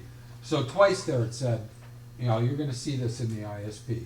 We actually have to write the backup plan into the ISP, like literally names, or at least if it's like a supervisor or director or whatever, at least the position has to be in there. These backup plans are developed with unique needs and risk factors with the participant in mind, and discussed and shared with the individual and the team. So, and the more that, you know, part of that is we even do it like, I almost want to say crisis intervention, and you guys can yell at me if I'm wrong, is part of a backup plan. You know, so we actually now are to the point where we are rotating through this group over here, some of them in, also through Crystal, like once a week they're on call for any crisis that could come up, because we have to have these kind of plans in place, you know. So A provider shall develop and provide detailed information on the backup plan in accordance, and this is how serious this is, with 55 PA Code 51.32. So what that means is this is codified in the law. All right, it's not just telling us. I mean, they've actually put statutes that deal with this into the Pennsylvania Code. So the ISP should include a backup plan to address contingencies such as emergencies, including the failure of a support worker to appear when scheduled to provide necessary services when the absence of services presents a risk to the participant's health and welfare, and backup plans are then discussed and updated when necessary, especially during an ISP plan year meeting or the next ISP meeting. SCs should monitor that the individual is receiving the appropriate type, amount, duration, frequency of services to address the individual's assessed needs and that support the desired outcomes as documented in the approved and authorized ISP. If services are not rendered per the ISP, meaning that somebody doesn't show up, we don't do the backup, due to the individual not being available because they are in a hospital or rehabilitation care center for an extended period, the provider should notify the SC and AE immediately. So what ends up happening is, it's okay, it's not okay, but it's okay if it's the client. Okay, if the client misses services because they're in a hospital or they're gone on vacation, but if the client misses services too much, what ODP is going to do is they're going to start taking hours away from that client. You say you're not using them, you must not need them. If it's us, that's bad. If it's us, we get in trouble. So as we grow as an agency, as we service more individuals as an agency, you're probably going to hear more and more about the importance of a backup plan.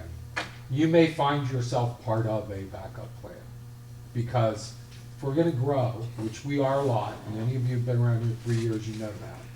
You know, we have to have a backup plan in effect. So you might hear more about this in the future, because we just aren't allowed not to provide services. Okay? It's a tough burden, and we're working with it. We're struggling with it. We're figuring out the ways to do it. But like I said, Kelly wanted me to spend a couple minutes on it, so that's it. That's all I have to say about that. All right, we're going to start with anger management, emotional regulation techniques, crises, restraints. I get to talk about all that good stuff.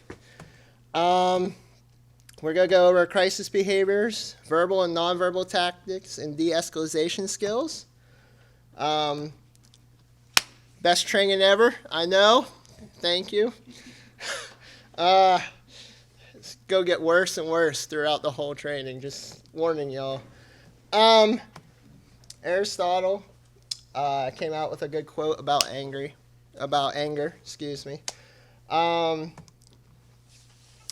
Some people are always angry, or you always feel like they're always angry, but there's usually a reason why. There's usually anger is actually considered a secondary emotion. There's usually a deeper level, hurt or sadness or something like that. It's usually the cause of anger, okay?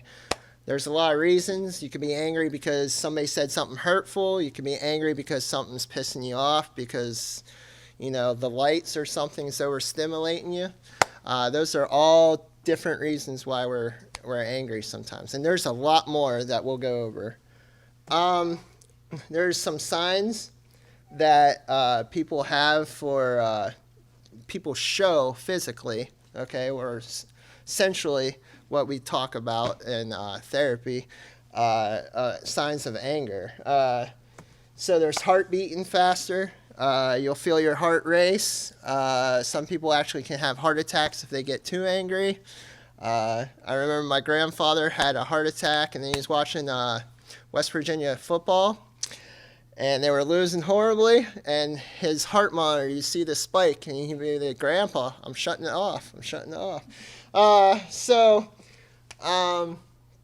Breathing will increase. We actually have a client, if I see her take a deep breath, I'm batting down the hatches because she's going to get angry. Fists can be clenched. Your face can feel flushed or it can feel ice cold. It depends on how your fight or flight system works. We'll talk more about that as well. Hand shaking. My hands shake all the time, so if you think I'm angry all the time, actually I am. But but no, legitimately. Profuse sweating and a higher body temperature. I think it can go up clear to 102 if you're really, really mad, if I remember correctly. Some continued stuff. Dry mouth, stuttering. All these are related to fight or flight. Muscles tensing, goosebumps. Face turns pale or red. Teeth grinding. That's why I chew gum all the time, too. And anger management training. Aren't we angry enough? Anger, like I said, is a secondary emotion. There's always a primal, more deeper, easier emotion to deal with. You cannot be angry without being something else. I will argue that all the time. There's some antecedent events or events that lead up to certain situations that cause us to be angry. One's losing power. Anybody ever get something taken away from their role or responsibility or something? You're like, what the hey? That's losing power. Losing status. That happens a lot. Hello, Black Lives Movements. Anything like that. That's all based off of losing that status. Losing respect. Aretha Franklin is right. Okay. It does make you mad. I will song reference everything. I already have 42 today. Being insulted. Anybody ever insult you? You get mad. Sometimes I'm like, yes, that is true. It takes it away, right, all the time. And not having things turn out the way you expect. Actually, they just did a study about marriages and your expectations about marriages. That's one of the number one reasons for divorce, is their expectations. Experiencing physical pain. If you're chronically in pain for certain reasons, you're more likely to have anger outbursts. If you're an opiate addict, you're more likely to have anger outbursts. If you are, let's see what some of our clients are. If you have back pain, if you have MS, you're more likely to be angry. Experiencing emotional pain, obviously, okay? If you're emotionally pain, you're going to be angry. Being threatened and with physical or emotional pain by somebody or something else, okay? So that's, you ever back a rat into a corner and see what happens to it? It'll bite you. I guarantee it. In college, we shocked a rat, I think it was like 23 times or something like that, and then some idiots, me, stuck their hand in the cage and got bit. So that happens sometimes. Having important or unpleasurable activity interrupted, postponed, or stopped. Anybody ever stop you in the middle of sex? That's going to make you angry sometimes, okay? So a lot of people get angry over that kind of stuff. Not obtaining something you want, okay? A lot of people, especially if you're on a reward system or something like that, if they don't get that reward, they become angry, okay? And you see a habitual response cycle to that kind of thing. Interpretations that can trigger anger outbursts is expecting pain, feeling you've been treated unfairly, believing that things should be different, and rigidly thinking, I am right, okay? Sometimes, like the Buddhists say, acceptance is the answer. So that might be something to remember when somebody's angry. Judging that the situation is wrong. Ruminating about the event that set off anger in the first place. A lot of our ASD clients. Everybody know what ASD means? Please. Autism spectrum disorder. A lot of our ASD clients actually ruminate about a lot of different things. And some of those ruminations can be trigger events or PTSD or that type of stuff, okay? So you have to talk about, you sometimes have to help them to block that ruminating event, okay? So that rumination inside their head, you sometimes have to help them to stop. Distract them, tell them, you know, what else, okay? Fight or flight, no, you should just freeze, okay? Or submit. There's a new one that they added, so we're going to go over that. Your fight or flight system in your body is actually called the parasympathetic system. There's fight, punching, kicking. We've seen clients do this. There's flight, avoiding or running away from something. Not showering to avoid contact with others is an avoidance thing or a flight system. Sometimes if you put avoidance and flight at the same time, they mean the same thing in this system, okay? Freeze, that's those deers in the headlights, okay? They stop, they stare off, they delay questions because sometimes they think, oh, what if that person thinks this about me? Or what if that person thinks this about me? And then they just freeze. They get a cognitive loop and just freeze. And then you have submission, okay? This is the newest category under this. And that's doing something that you disagree with. Wearing clothes you don't like, eating something you don't like. It's more just bending to somebody else's will, to tell you the truth. Some angry facts. Follows a predictable level of pattern of levels. The levels are observable characteristics. There's opportunities for intervention at every single level. Actually, before the levels and after the levels, there's also room for interventions. And they may be about something other than the situation at hand, okay? So, for example, they may not actually be mad that they have a test, but they may be mad because their stepfather said that they were jerks or something like that. Okay? It doesn't have to be about the task at hand, okay? They may run to work, but they may be tired as all get out, kind of like me today, okay? Didn't sleep all night, tired, okay? Maybe I'm a little angry. I could be. There's actually a cycle with different levels.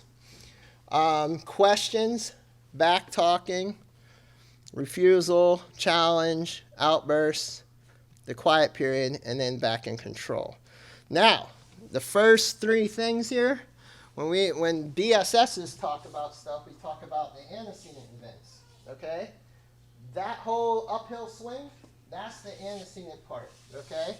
You won't hit the actual behaviors until you reach about here, okay?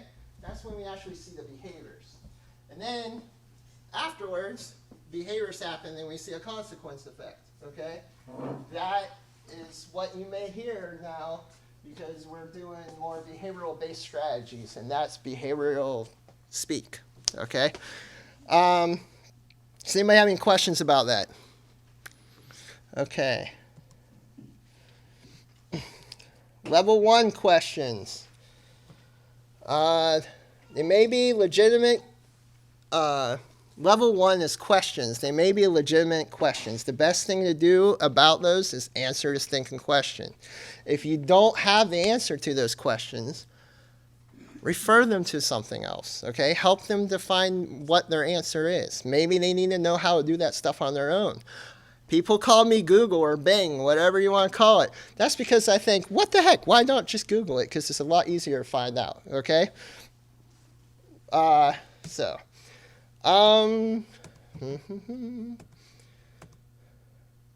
They may ask questions to attempt your questioning authority.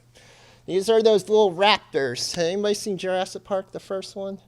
The first stinking scene in that movie is raptors testing the boundaries. Our clients do it all the time, for their own personal gain, but sometimes they don't even know that they're doing it, okay? I always refer to my clients as little raptors sometimes because they will test you all the time. And sometimes, if you think about it, you would too. Oh, yeah, see, raptors. The easiest way, oh, never mind, we already went over that. Reflective listening is another thing to use during this time period. Does everybody know what reflective listening means? Okay. Nobody? Crystal, what does it mean? You're reflecting back when you're kind of paraphrasing to make sure that your understanding of what they said is what they said. Exactly. Thank you. Did everybody hear that? You mirror what the other person says to show that the other person that you are listening to them and understand what they're going through. It's a type of empathetic technique. Focus on the person's emotions. And focus on what the person's saying. A lot of times we're horrible listeners as a society anymore. We listen to our phones more than we do ourselves sometimes. So sometimes you have to focus on the other person, especially in this job, because some people will identify that and get mad. And those are some other helpful ideas. Back talk. The back talk showing their anger and is trying to incite you to be angry. Why? Because when somebody's angry, they most likely want you to be angry as well, because technically it's a survival technique back in the day. But it's also a way that they can gain control of the situation. So that's why they do that sometimes. Those are some examples. I love that one. This is all stupid. My daughter, love her to death, but she does that a lot. So you guys stay calm. You got to be aware of your own facial expressions, your body posture, and how your voice sounds. So if they are sensitive to frowns, don't frown, okay? If you are monotone instead of reflective in your voice, you might have to sometimes change up your voice, okay? Your body as a therapist, as a person that you're working with, your body's your tool, okay? Your relationship with that person is a tool, okay? You're teaching them how to do certain skills. Use that as a tool. That's what you guys do. If the person's angry, it's called proxemics. Keep your distance. Be careful. We have one client that if she gets really mad, 10 feet away, don't go near her, okay? That's in her crisis plan. Speak slowly and civil. Sometimes we gibber off too fast and the person doesn't understand them.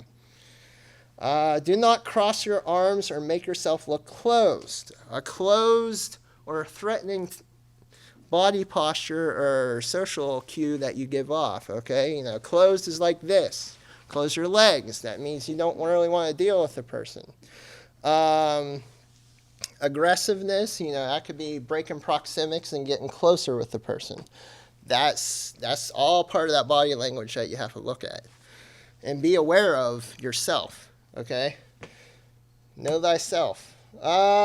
Redirect the person back on topic. Sometimes simple redirection technique can help. Refusal is the person challenging your control of the situation by simply refusing to do it.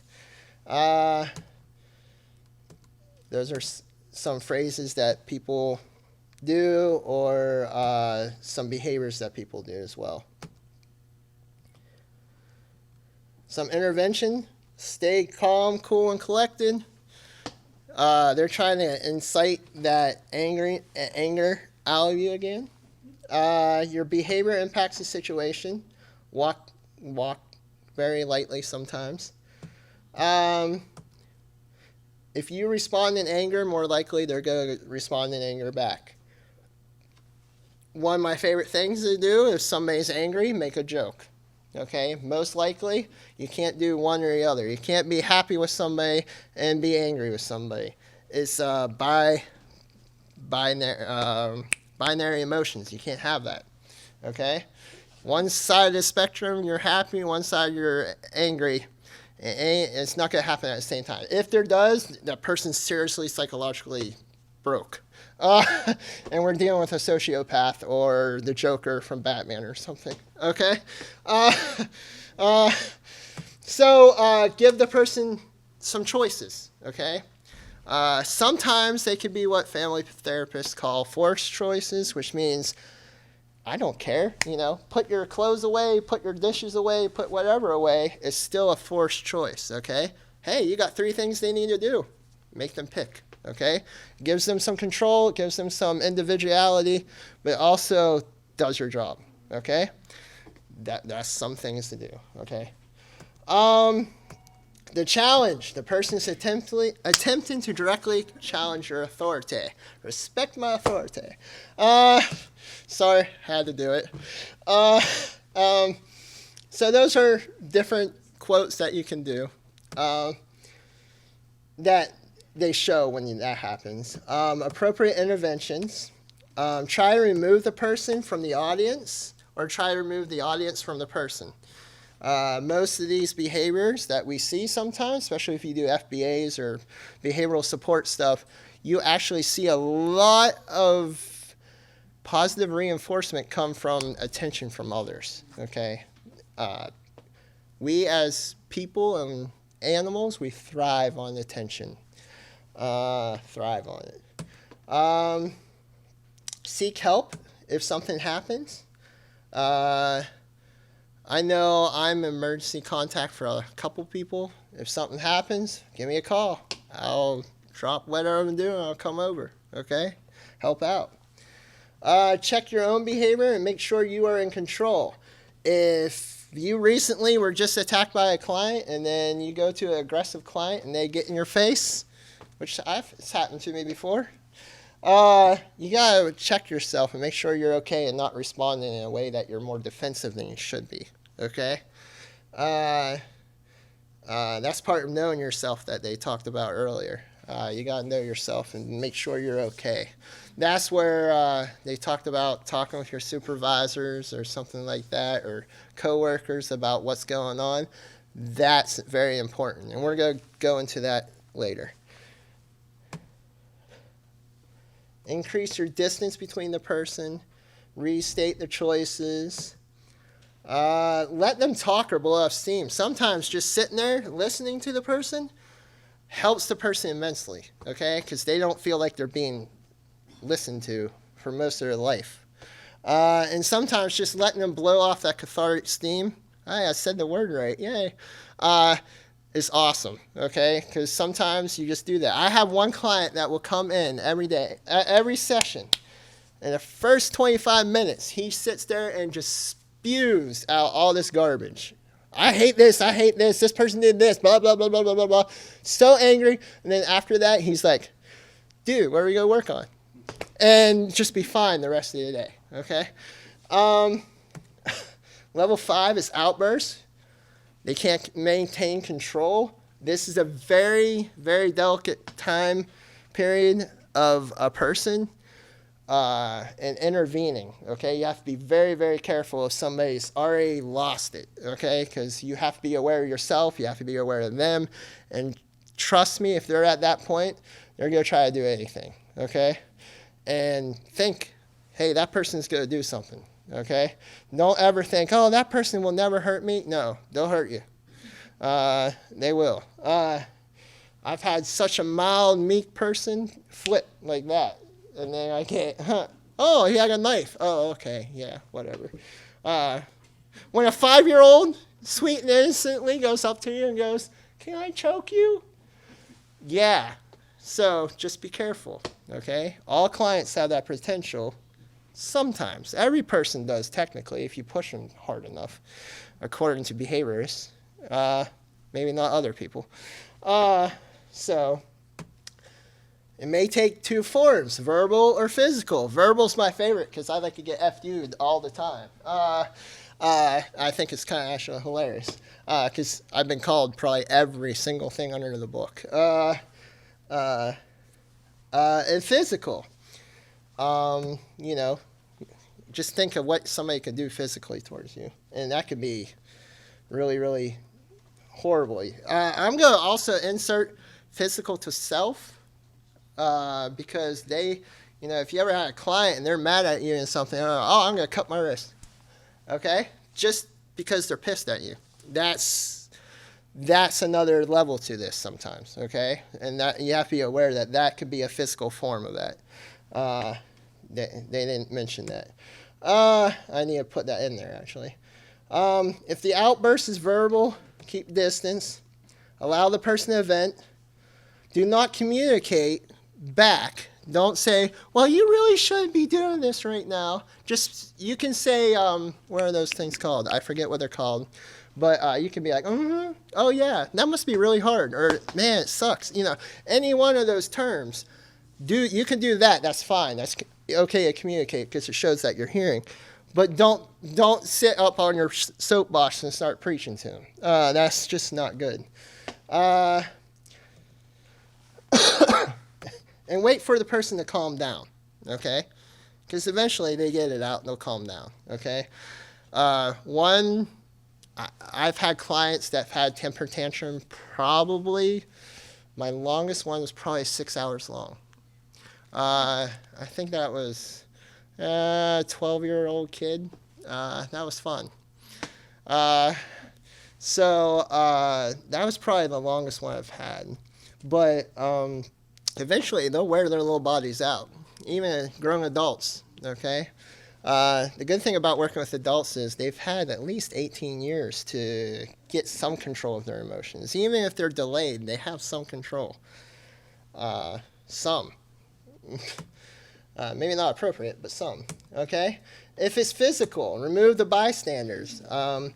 Exit the room yourself. But maintain that visual contact, because then they may turn on themselves, okay? During the quiet period, this is when sometimes they'll crash, okay? There's different versions of this, but sometimes they'll like totally crash and they'll want to sleep for 8 hours, you know? And then sometimes they'll just be really, really quiet, okay? Some people get overly sexualized during this period. We have a client that does that. This is during their quiet period.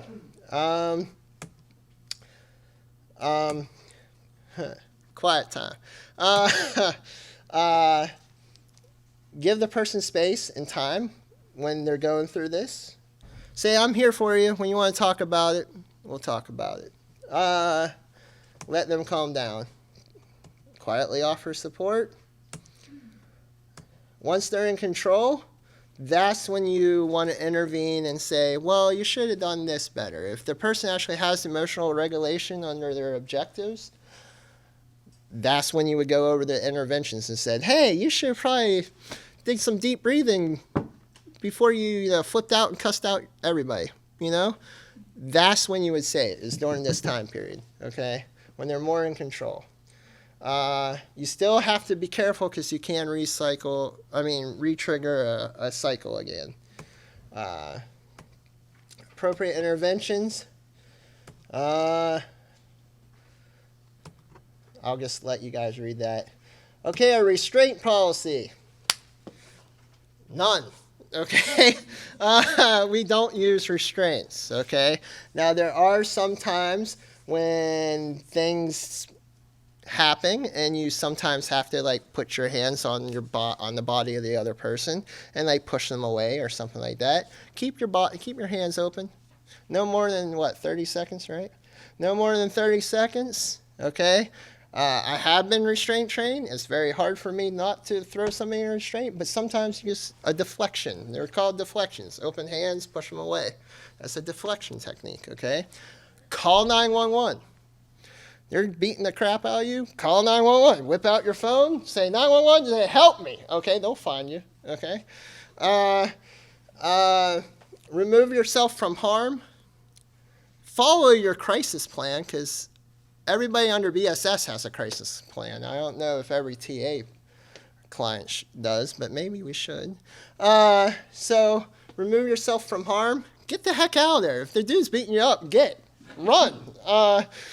Jump out of the way. I don't care. Just remove yourself from the situation. And we do fall under the Good Samaritan Act, or law technically. If one of your clients is running towards the street and flipping out, I don't care what happens. Push that person down, pull them out from the road or something like that. Yank them out away from that car. you'll be covered because that Good Samaritan thing. I mean, you don't want the person to die, okay? We had a client that ran towards a really busy road. What did I do? I yanked him and said, stop. He stopped. But that happens sometimes, okay? Abuse. We are mandated reporters, every single one of us, okay? Because we have the potential to run into children and the children or knowledge of children in the work environment, okay? Technically, me as a mandated reporter, even if I'm not working, I have to report now. New laws. Yay. But we also work with elders, which are 65 and older, and people with ID diagnosis and other developmental disorders, which it covers from 18 to 65, okay?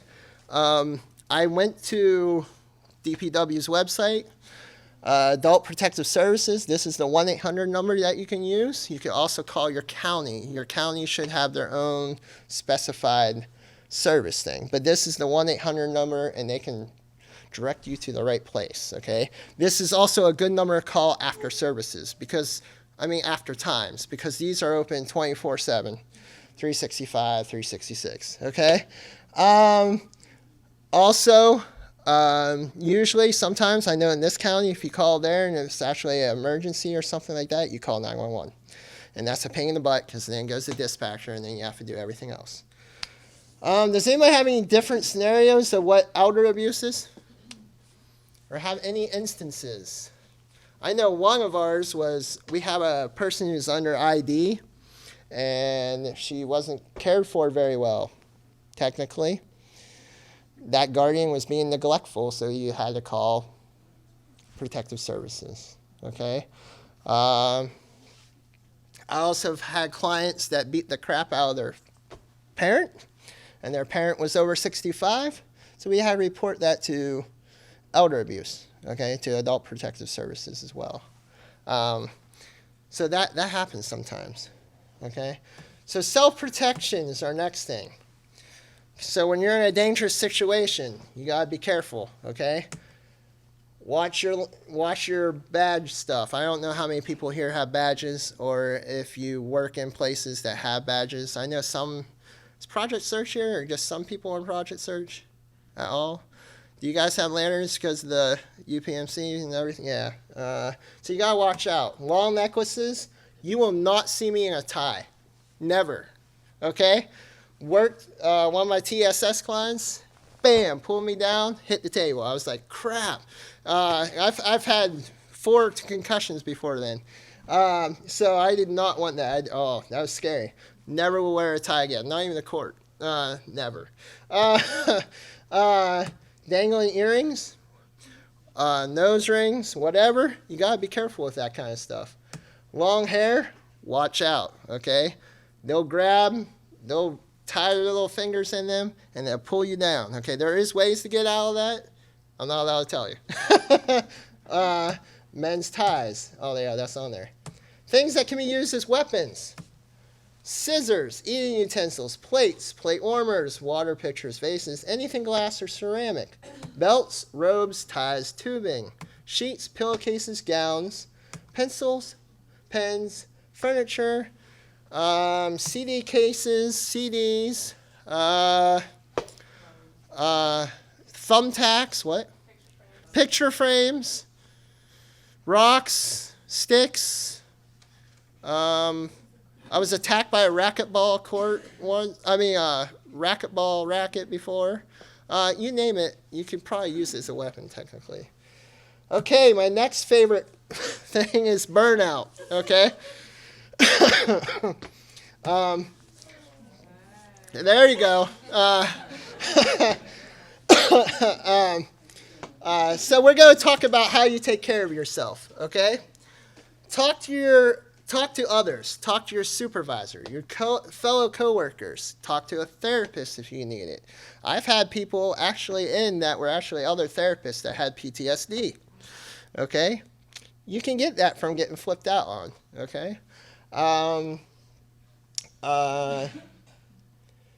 your supervisors are your best supports. They should listen to you. If they don't, I don't care. Come to me. I'll listen to you. Okay? I've been through it all. There's probably stuff I haven't been through, but Lord help me. But, you know, we've all been through it together. Okay? And we all needed that support from other people. Okay? Hug and kiss your loved ones. Okay? Yay! Guess what goes down when you hug a person? Your cortisol levels. Okay? You're flipped out. Something happens like that. Hug a person. Okay? Sometimes it's okay. You know? Sometimes you need that bodily feeling. Okay? Listen to music. I love that. You can tell what kind of day I've had by how loud my car is. And it's usually really loud, so whatever. Meditate or pray. No, it's not your fault. Sometimes the simple thing of a supervisor or somebody else saying, hey, it's not your fault that that client flipped out. Even though I know deep inside that you're like, oh, I shouldn't have done that because that was a stupid mistake, and you run it through your head, okay? Eat some good food. Watch a funny movie. Read a good book. Exercise. That's another good thing to do. Get that.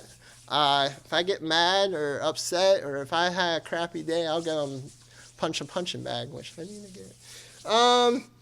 Play a game, a video or a real game.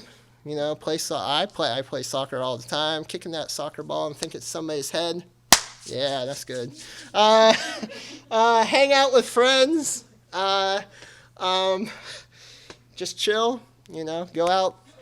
You know, watch a game together or something. Okay. Any other ideas of how you guys do self-care? Walk outside. Walk outside. Yes, taking a nice long walk. Anything else? Drinking? I can't promote that, but that does help some people. Go out, have sex, whatever is your de-stressing thing. That happens, okay? That's, you know, those are all burnout self-care things, okay? Actually, I know one person who likes to really, this sounds really weird, but climb trees when he was upset. And he would go and actually climb the tree. First time his one client flipped out on him and he started climbing a tree, I was like, what are you doing? Because I'm thinking, oh crap, he's going to jump. And he was probably halfway up the tree. I'm like, he's like, I'm just climbing a tree. Whatever.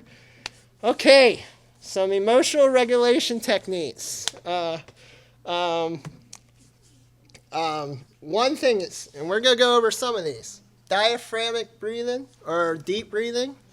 Okay, so everybody close your eyes. Put your hands on your stomach. Okay, take a deep breath. And then let it out slowly. Okay, take another deep breath. Let it out slowly.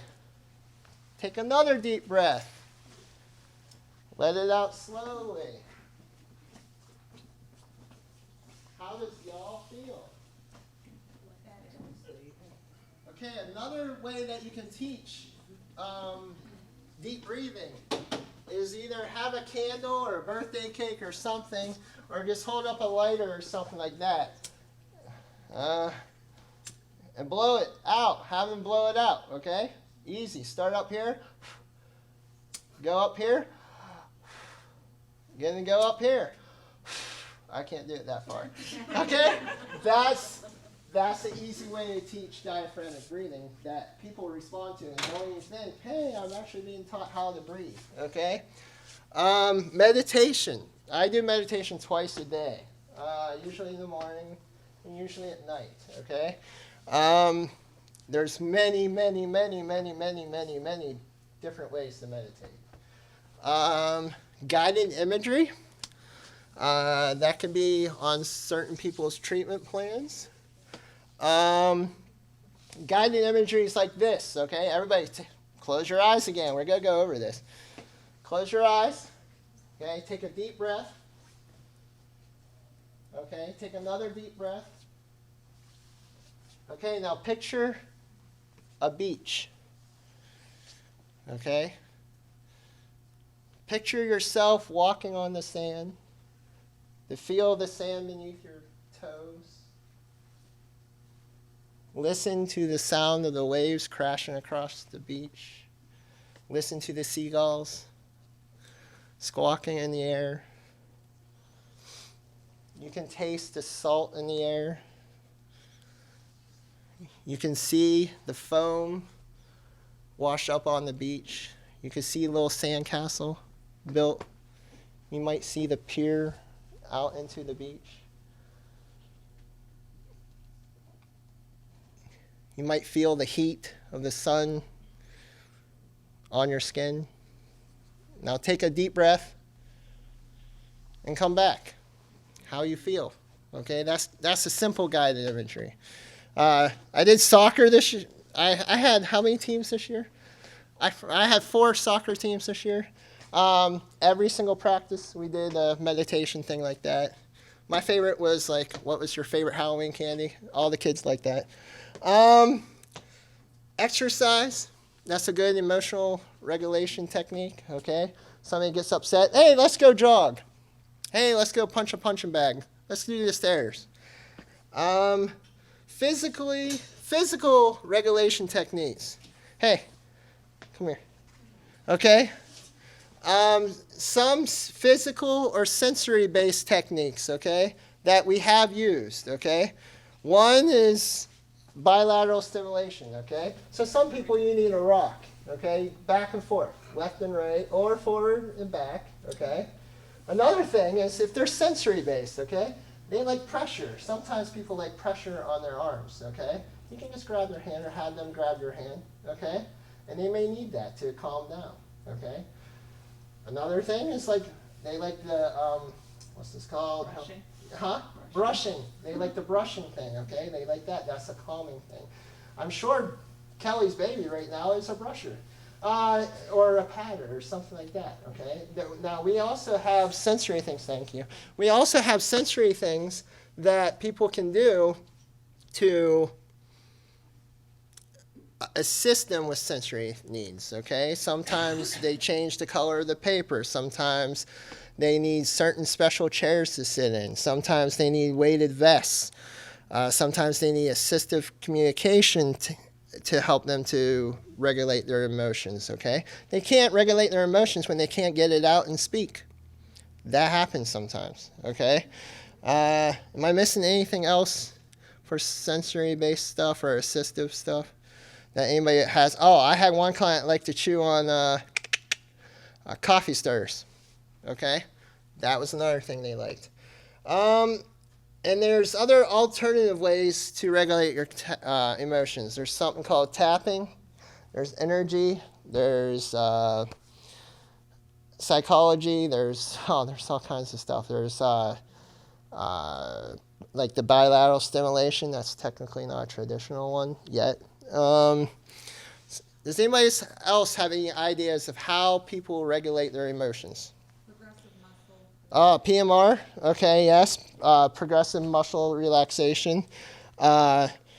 That is another thing that you can do with a client. That's when you tense your muscle and release it and then notice the difference between it. And that can go from head to toe or just a generalized local specific muscle group, okay? Say you get anxious and you feel it in your stomach, you would do PMR in your stomach sometimes. You can do that. That's fine. And anything else? Any other good things? I get really mad, I'm going to go surfing. I love to do that. What else? Anything else? Any other good ideas? What? Writing. Oh, Reiki. Reiki. Okay, Reiki, whatever you want to call it. That's another thing. Writing your thoughts and your emotions out is another good one. How did I forget that? I write every stinking night. And we were supposed to work on clinical language after this, so. All right. Does anybody have any questions? Concerns? All right. This one is just piggybacking Dan's. And so we're going to talk about crisis. And what is a crisis? This looks different for every single individual and is handled differently for each individual. In some instances, it may include physical aggression, suicidal ideation, homicidal ideation, or self-injury. This presents as a threat to the health, safety, and wellness of the individual, which we know is our primary concern. Again, to reiterate what Dan said, our agency is a hands-off agency. In lieu of the guidelines that we follow from ODP and BAS, we do not restrain our clients. And quite frankly, again, to piggyback on what Dan said, I don't know about you, but how would you feel with someone with their hands on you, trying to hold you down, especially when you were mad? I mean, Crystal, how would you respond? I'd probably respond, yeah, by Yeah. throwing it back. Yep.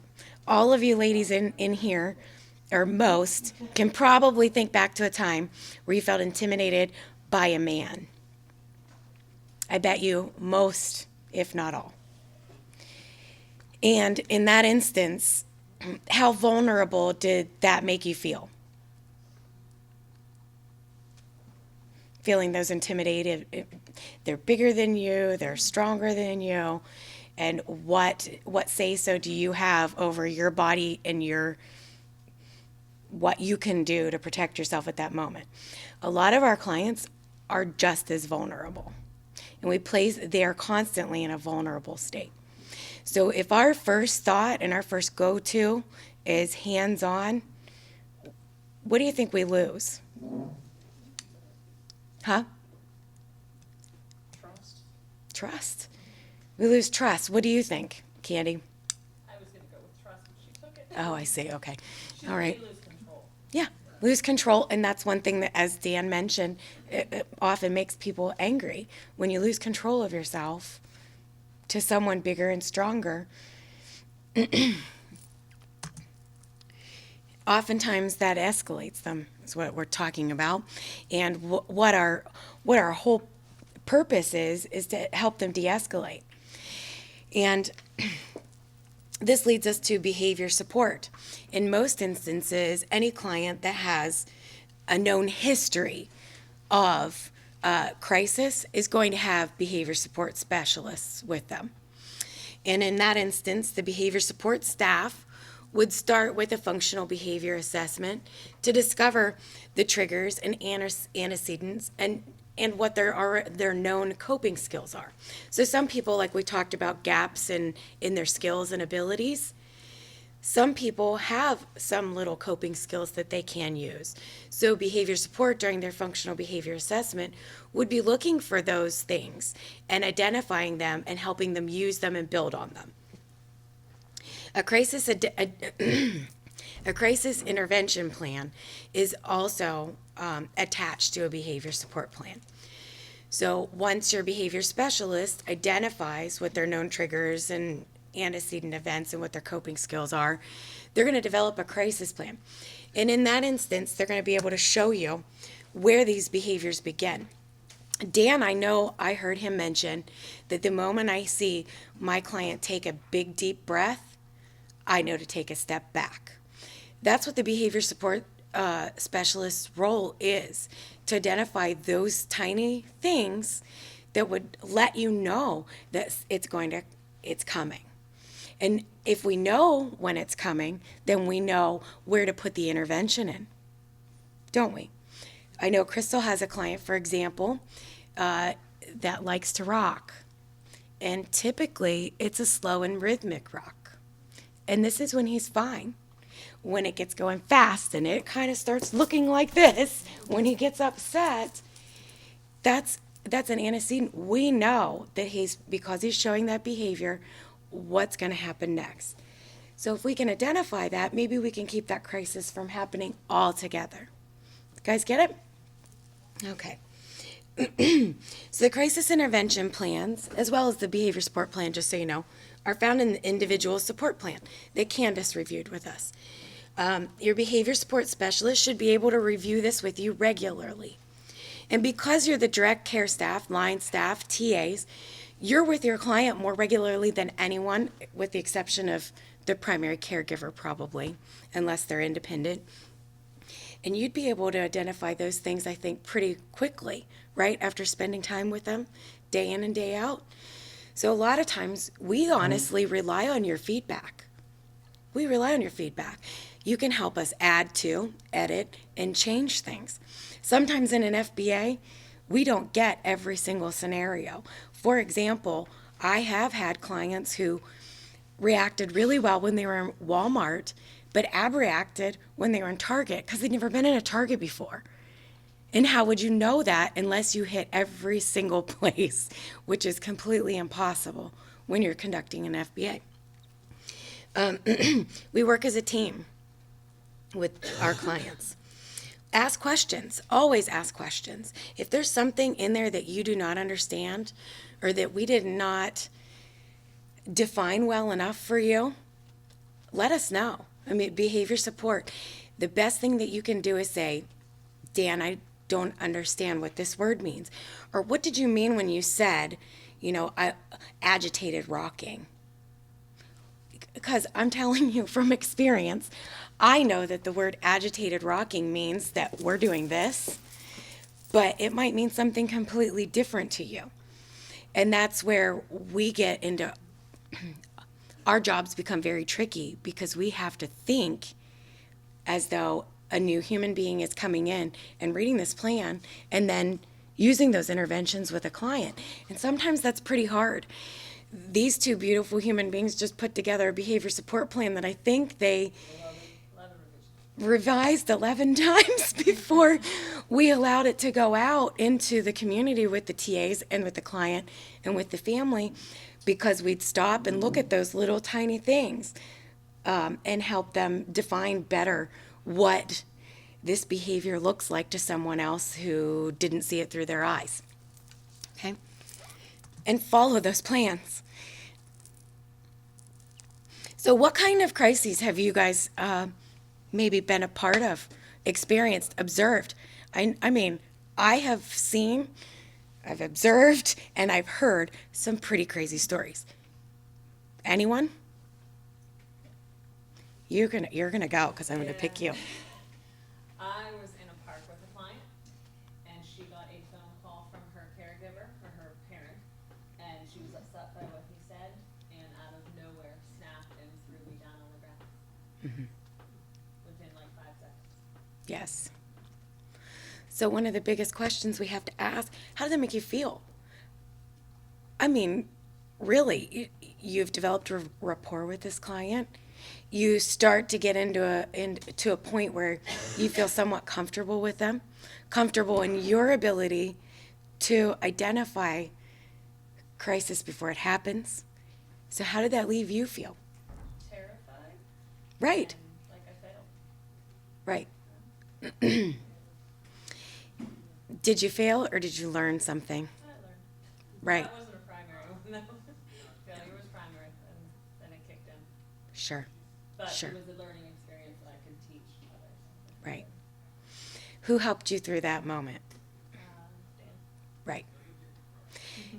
A lot of times, finding someone they're very close to, just I think piggybacking on what Julie said, finding that person that you feel comfortable venting with that is also a professional or a paraprofessional or knows exactly what you're going through is probably your best bet, because they can understand. I know I've gone home and told my husband stories, and he's standing there looking at me like, what are you talking about? And not a good connection there as far as venting goes. So how would you do it differently next time? Because you learned from that. I would be able to view a parent phone call as a possible antecedent to behavior. Yes, you're exactly right. And that was probably identified on your new plan, wasn't it? So it was a learning experience. What do you think would have helped you, what do you think would have helped you in that situation? Listening more to the conversation that was being had. Okay. So that's a fair statement. I can tell you there are things that are going to happen that are completely out of your control. And with behavior support, really encroaching and moving into this the population and the people we serve at St. Michael's Harbor, you're going to be faced with a lot of these situations. It's very important to know and understand what your behavior support plan is, and especially what your crisis intervention plan is.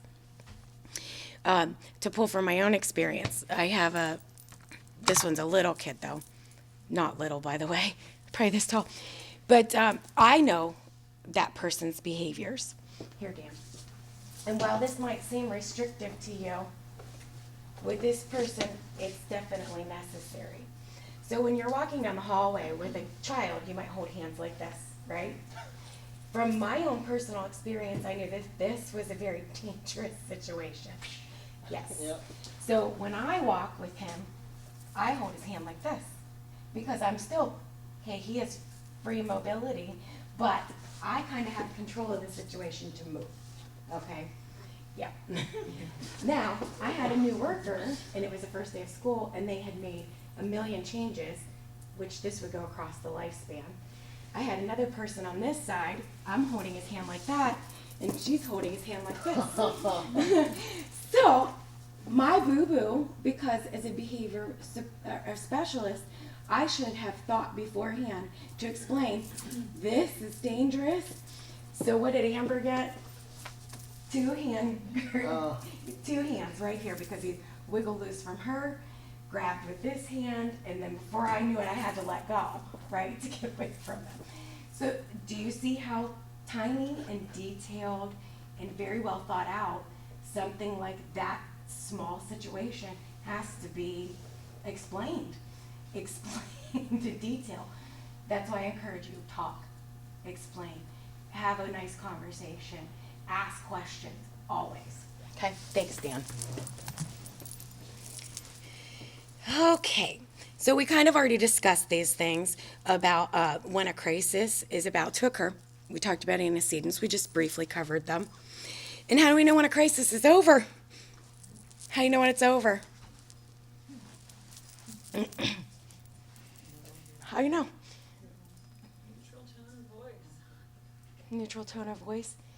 We could list these for an hour probably. Your best bet is to review, again, your crisis and intervention plan. Because in that piece of paper or that document, it's going to explain what happens first, what happens during the crisis, and what to look for afterwards. A lot of times in an FBA, we've already discovered how long it takes the person to de-escalate, what their facial expressions change to, what their tone of voice changed to. All of those things should be streamlined and explained in those crisis plans. Ha! See, now I'm proving Mike right. Behavior is communication. I'm going to say it again. To me, this is one of the most important aspects of our jobs. The title of this segment of the training is Training and Recognizing, Reporting, and Investigating Incidents. And I don't have any nice PowerPoint for you. When I went to school, I took a class called Technology, Educational Technology. My favorite part was thermodiazo printing, and my least favorite was getting that blue and black ink all over my fingers from the mimeograph machine.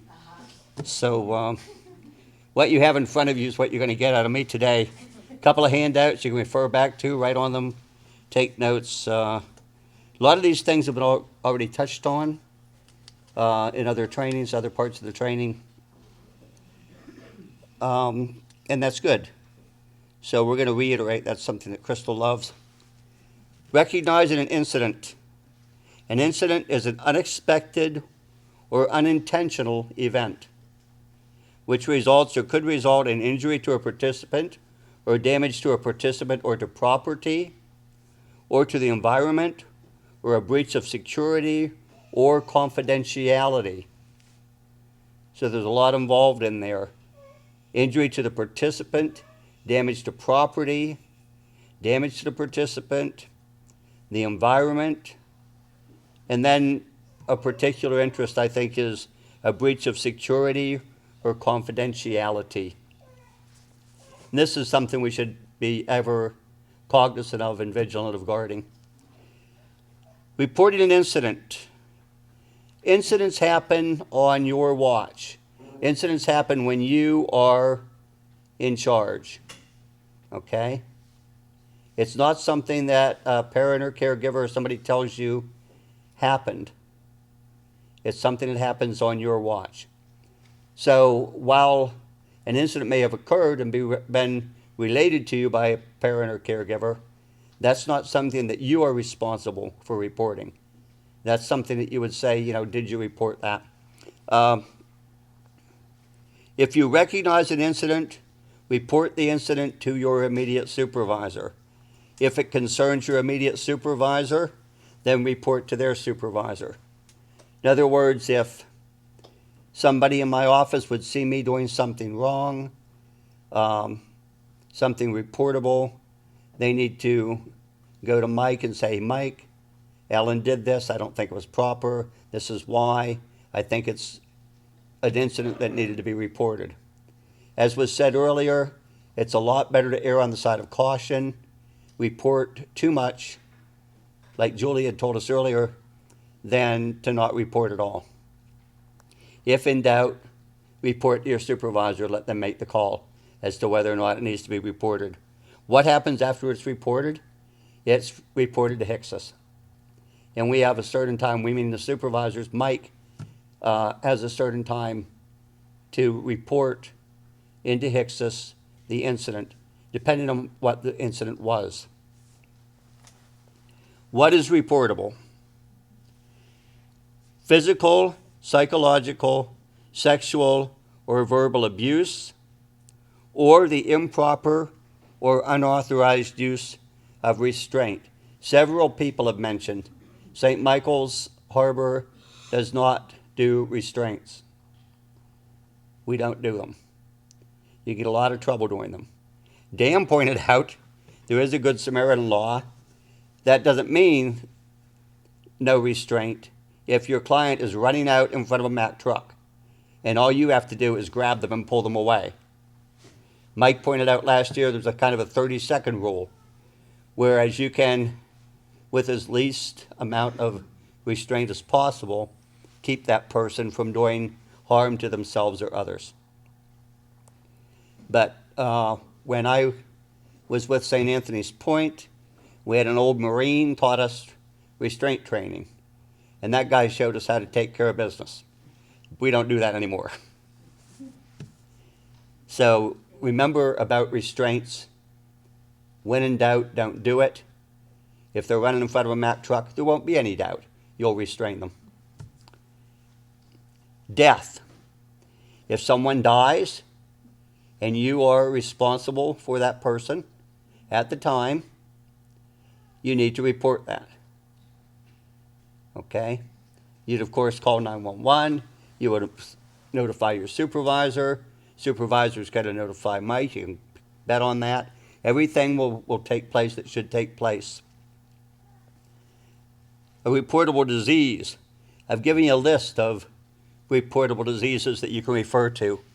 Whooping cough, mumps, rubella, different things are listed on there. Some of them you may never have heard of. You can familiarize yourselves with those diseases. These are diseases that you are noticing for the first time that you've been unaware of. It's not in the plan. Nobody's ever mentioned this to you before. Maybe you're with the person when the measles actually break out, and that's reportable. These are a lot of them much more likely to occur if you are in a home situation than if you're out with a waiver client in the community for a few hours or with an OVR client. Emergency room visit. If, again, the person is going to the emergency room on your watch, the emergency room visit was necessitated while you were with the person, you were supervising. Fire, again, when you're involved. Hospitalization, again, when you're involved. The family calls you up and says, so-and-so's in a hospital, they can't meet with you. You would report that, and if it's extended, that would be reported, of course, like has already been said today, to the supports coordinator. if that's a situation involving a supports coordinator and a waiver client, so that they can understand why we're not doing those units, we're not doing those hours with that person. Individual to individual abuse, client to client. If perchance two clients would come in contact with each other, start beating on each other, you need to report that. Injury beyond first aid. Somebody asked me the other day, someone fell off a chair and they were not injured. They said, do I have to report that? Is this something we should report? I said, no, it isn't, but I'm glad that you asked me because it's always best to ask. First, I asked a few more questions. I said, did the person get hurt? Did they complain of being hurt? Did they complain about being hurt later? They complain about being sore. It was no big deal. Later on, we had occasion to ask the client, and the client said, no, I'm fine. But had that person fallen and been injured, got up limping, had a compound fracture, for goodness sake, yeah, those things have to be reported. And they have to be, all of these things we're talking about, have to be reported by law. It's not an option, and it's not oh, well, I probably should have done that. We have to report these things. Activity involving law enforcement, involving a client or a St. Michael's employee, either working or on their own time. Okay? So if you see a coworker out there robbing a bank, you need to let us know. To a certain extent, what you do on your own time is your own thing, but it also said in the agreement that you signed when you signed up for St. Michael's Harbor that you wouldn't do things after hours that would reflect in a negative way on the agency. And if people are doing that, it needs to be reported. Missing person. A client is considered missing for the purposes of reporting if the police become involved. Okay? Misuse of funds is an intentional act. And Mike will get into this, I'm sure, when he covers fraud, waste, and abuse in more detail. The key word in fraud is intentional. And that's a key word here for misuse of funds. An intentional act or course of conduct that results in the client's loss of money or personal property. Neglect, either intentional or unintentional. Psychiatric hospitalization. We've had that happen several times this year, where we've had clients that have gone into a psychiatric hospital, and we've been unable to meet their hours, and we've reported that to the supports coordinator. It wasn't reported by us to HIPPA because it had already been reported to HIPPA. Rights violation is improperly restricting or denying human or civil rights. That video that Amber tried to show us, a lot of you brought up on your phones, oh my goodness. Civil rights are so important. The everyday life that Mike spoke about at the onset of the training is so important. Put yourself in the client's position. Put yourself in their shoes and say, how would I like to be treated that way? It is very, very important. And if these rights are violated, that is a violation that needs to be reported. An actual attempt at suicide. When somebody says, I'm going to kill myself, that is worth listening to. And that is important that you hear them and you follow through with that. But it is not a reportable incident until or unless they actually attempt suicide. That's when it's reportable. Emergency closure is when a home or program facility is closed for 1 or more days. That would be reportable. The bottom of the first handout you got, it says there's an attached page on Pennsylvania reportable diseases. So you can look through that at your leisure. Incidents reportable to HICSIS within 24 hours. These are reported again immediately to your supervisor. Your supervisor will immediately report to Mike. And within 24 hours of death, suicide attempt, hospitalization, emergency room visit, abuse, neglect, missing person, injury, a reportable disease, fire, misuse of funds, rights violation, law enforcement activity, or the emergency closure of the group home. These are incidents that have to be reported to HICSIS within 24 hours of the incident's occurrence. It's very important. Incidents reportable to HICSIS within 72 hours would be something like a medication error. And there again, if you are responsible for the client's taking the prescribed meds. And it's important to note that over-the-counter medications are not included. They're excluded from that. Restraints, physical, mechanical, or chemical, are not permitted. Chemical restraint would be drugs.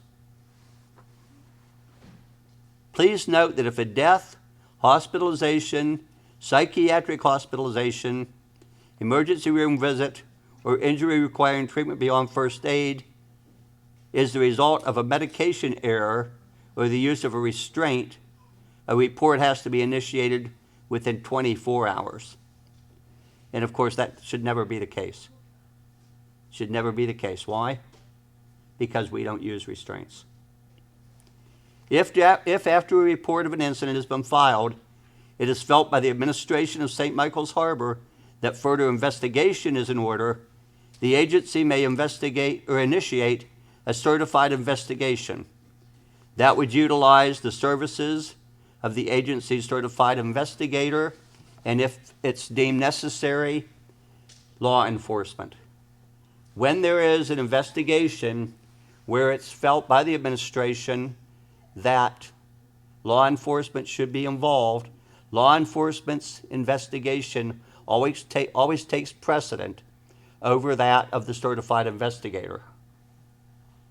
So getting back again to what was already said today, your notes have to be excellent each and every time. Amber stressed that, Dan stressed that. I want to reiterate. Every single time you set your pen to those notes, you want them to be written correctly. You want them to read with clinical terminology. You want them to stand up and be proud in a court of law. We've had our notes subpoenaed before. We've had files on clients go into court. We've had files on clients go toward helping their attorneys get SSI and SSDI. So it's very, very important for so many reasons that your notes be accurate, be descriptive, and be clinical in nature. Not just, we had a good time today, was better time than we had last time. That doesn't cut it. And now you all have some excellent ideas and some terminology to use, and cheat sheet, as Dan always called it, to refer back to, and putting some good clinical terminology into your notes. And working together and using the right terminology, remembering the things you were taught today, and putting them into practice tomorrow will go a long way to making sure that we have very few reportable incidents. Any questions? Thank you very much for your attention. Hey guys, I'm just gonna make this really short and sweet, but this is just the grievance process that we're to go over during a client intake. And so if they're unhappy with something, the client or a family member, kind of the process that we use. So I'm just gonna read it right from the sheet. I acknowledge that I have read, reviewed, and understand the grievance process below. If the participant or family member has a grievance about covered services, you should discuss it with the program service coordinator. If the participant or family members feel that the matter has not been resolved through informal discussions, they should put their grievance in writing to the program director. The program director can be contacted by calling the main office at extension 102. The letter can be mailed to the Hermitage office at that address. If the participant needs help filing a grievance, they should contact the program service coordinator, which can assist with any questions. Processes to resolve a grievance are 21 days. Within 5 working days, the program director will respond in writing to the statement, inviting you and family member who filed the written grievance to attend a meeting where the alleged grievance can be discussed. After the meeting, the program director hearing the grievance will write to you or family member informing you of any decision or action and offering the right of appeal. This letter will be sent within 5 working days of the grievance meeting and will include the details on how to appeal. Within 5 working days of receiving an appeal letter, you should receive a written invitation to attend an appeal meeting. The appeal meeting will be conducted by the executive director not involved in the original meeting. Once the appeal meeting has taken place, the executive director will have 5 working days to inform you in writing of the decision, and the executive director's decision is final. And then down below, I acknowledge and understand my client rights and responsibilities as it relates to grievance, a statement in which I say if I am unhappy or not satisfied with something. Process with St. Michael's Harbor, and then the participant would sign and date as well as the coordinator. And then this formal grievance, the form, the second sheet you should have gotten, it's pretty straightforward. It's just all the information that would be necessary in filing a grievance. So, any questions? Okay, so everybody's heard this before, so I'm going to try to get through it as quick as I can, okay? Fraud, waste, and abuse. Okay, fraud. Intentional deception or misrepresentation made by a person with the knowledge that the deception could result in some unauthorized benefit. It is the only thing that I know. Well, there's probably a couple others, but I haven't encountered them. It's the only thing that I've had to deal with where I kind of had to let someone go on the spot because it was found that they were, like falsifying records, getting clients to falsify those records. We checked with, it's always reported by a client or it's reported by a guardian. Somebody always knows. They come in and say, hey, this is going on. And sure enough, when we back check everything and check with the businesses that they were supposed to be at and the times don't match up, and even businesses were saying, no, I don't think they were here because we're not even open during those hours. So fraud's a bad thing. Don't do it. We have a responsibility as an organization to be good stewards of what is given to us, and we cannot allow fraudulent behavior and the spending of resources in that manner. So don't do it. Compliance program, systematic procedures. I jumped. Waste is the thoughtless or careless expenditure, consumption, mismanagement, use, or squandering of healthcare resources, including incurring costs because of inefficient or ineffective practices, systems, or controls. That really kind of sets on St. Michael's. We're, like I said, we're stewards of what we get, and we want to be good stewards. So we need to design programs and things that are efficient, that actually get the services to the people that we're trying to assist. I will tell you that a lot of times you hear about nonprofits and you hear about this imbalance. We have 3 people in the whole system at St. Michael's that are not direct care providers in some sense, literally. So a great deal of our resources, we're really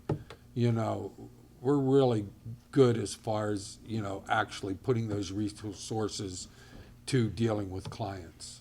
I mean, 3 people, that's it, that really have no client obligations whatsoever. So we're probably gonna have to fix that a little bit because we're under a little stress because we've been that way, but that's a good thing, Abuse, Provider practices that are inconsistent with sound fiscal, business, and medical practices and result in unnecessary costs to health programs or in reimbursement for services that are not medically necessary or fail to meet professionally recognized standards. This is written rather broadly for any kind of like medical provider. So you could hear, and sometimes you hear about abuse in systems where billing practices aren't quite right and they're billing for things they shouldn't bill for. That's abusing the system. Even if you get around it, even if it's kind of technically legal, abuse can be illegal or legal. It's just, not taking what it is, not being careful about unnecessary costs to whatever it is that your program delivers. And again, that's kind of a St. Michael's thing. We need to watch out for that. Compliance program is a systematic procedures instituted to ensure that contractual regulatory requirements are being met. We have all kind of structures within St. Michael's. Sometimes it give you guys a pain. I hear it.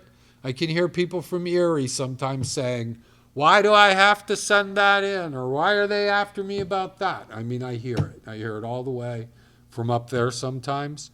And I apologize, but it is. We just have to have certain things. We have to have them sometimes by a certain time. Kelly keeps incredible records of everything we need, and thank God for that, because, well, I'll just tell you, when I first came here, I was here like 1 month. Somebody came in from an agency, Bureau of Autism Services, because of bad record keeping, therefore someone not keeping up.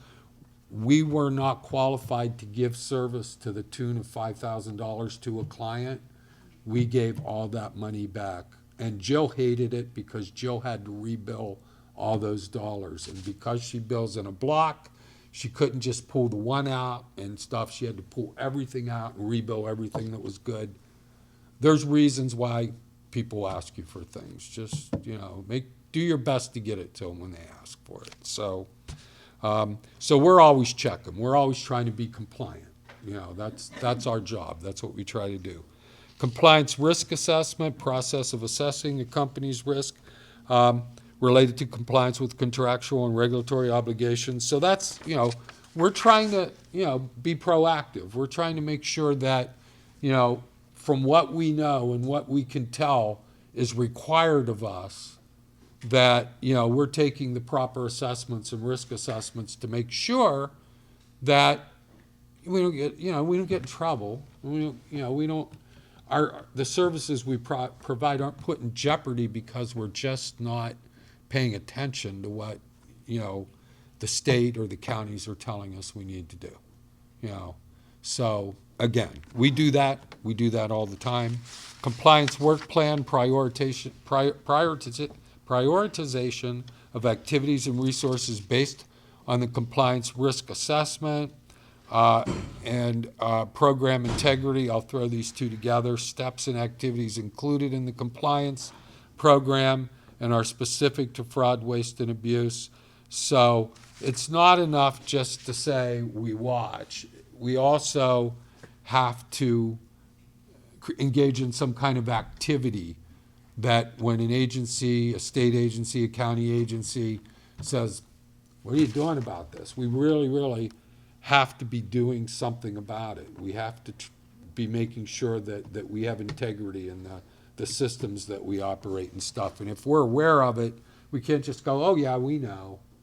We really have to be doing something about it. So 7 basic elements of a compliance program are written policies, compliance officer and compliance committee, effective training and education, effective lines of communication between compliance officer, board, executive, and management and staff, to include an anonymous reporting function, which at this point even Alan finally has one again, right? We got that replaced. We don't know where your old one went, do we? You think you do. You think you took it to Erie. Mechanisms for responding to detected problems, internal monitoring and auditing, and disciplinary enforcement. The 8th element of compliance training is compliance programs must be effective, must show that compliance plans are more than just a piece of paper, must be able to show an effective program that signifies a proactive approach to the identification of fraud, waste, and abuse. How much fraud, waste, and abuse have you identified? How much fraud, waste, and abuse have you prevented? I thought those were really dumb questions the first time I read them, because I was like, how could you know how much you've been prevented? It didn't happen. But in actuality, I've learned that when you put certain systems into place, you actually catch things in a certain phase, and then we have actually not billed things. We've deemed them not billable because we didn't meet all the requirements. So boy, that's like, wow, I stopped that. So yeah, you can really tell sometimes how much you're stopping going through your system.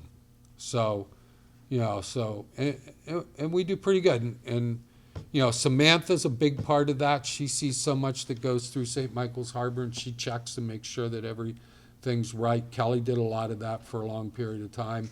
And as we get bigger, we'll have to do even better and have to do more of that. So, and I'm sure, Kathy, you're probably pouring through stuff down in your office too, right? Just make sure it's all right. And then up in Erie, we've got,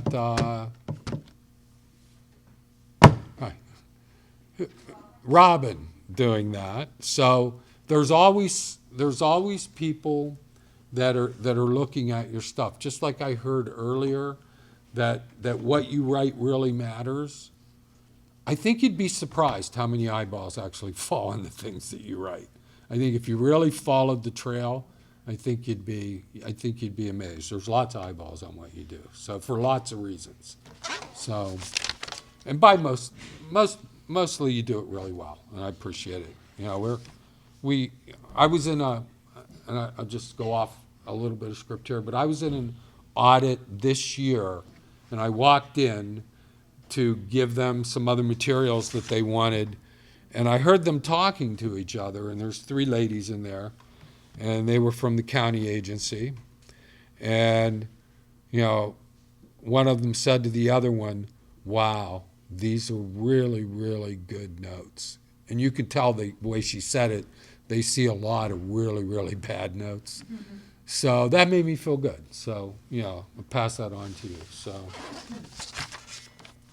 compliance types of audits. A compliant audit is a comprehensive review of the organization's adherence to contractual and regulatory guidelines to evaluate the strength and thoroughness of its compliance preparations.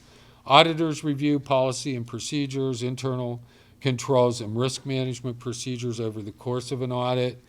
A program integrity audit is a comprehensive review of an organization's adherence to contractual and regulatory guidelines to evaluate the strength and thoroughness of its efforts to prevent and detect or correct fraud, waste, and abuse.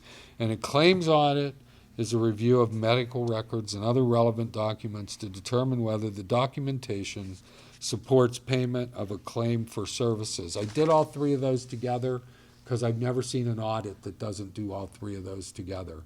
So literally they look at all those things. They actually come in and ask our biller for her codes to get into her billing system.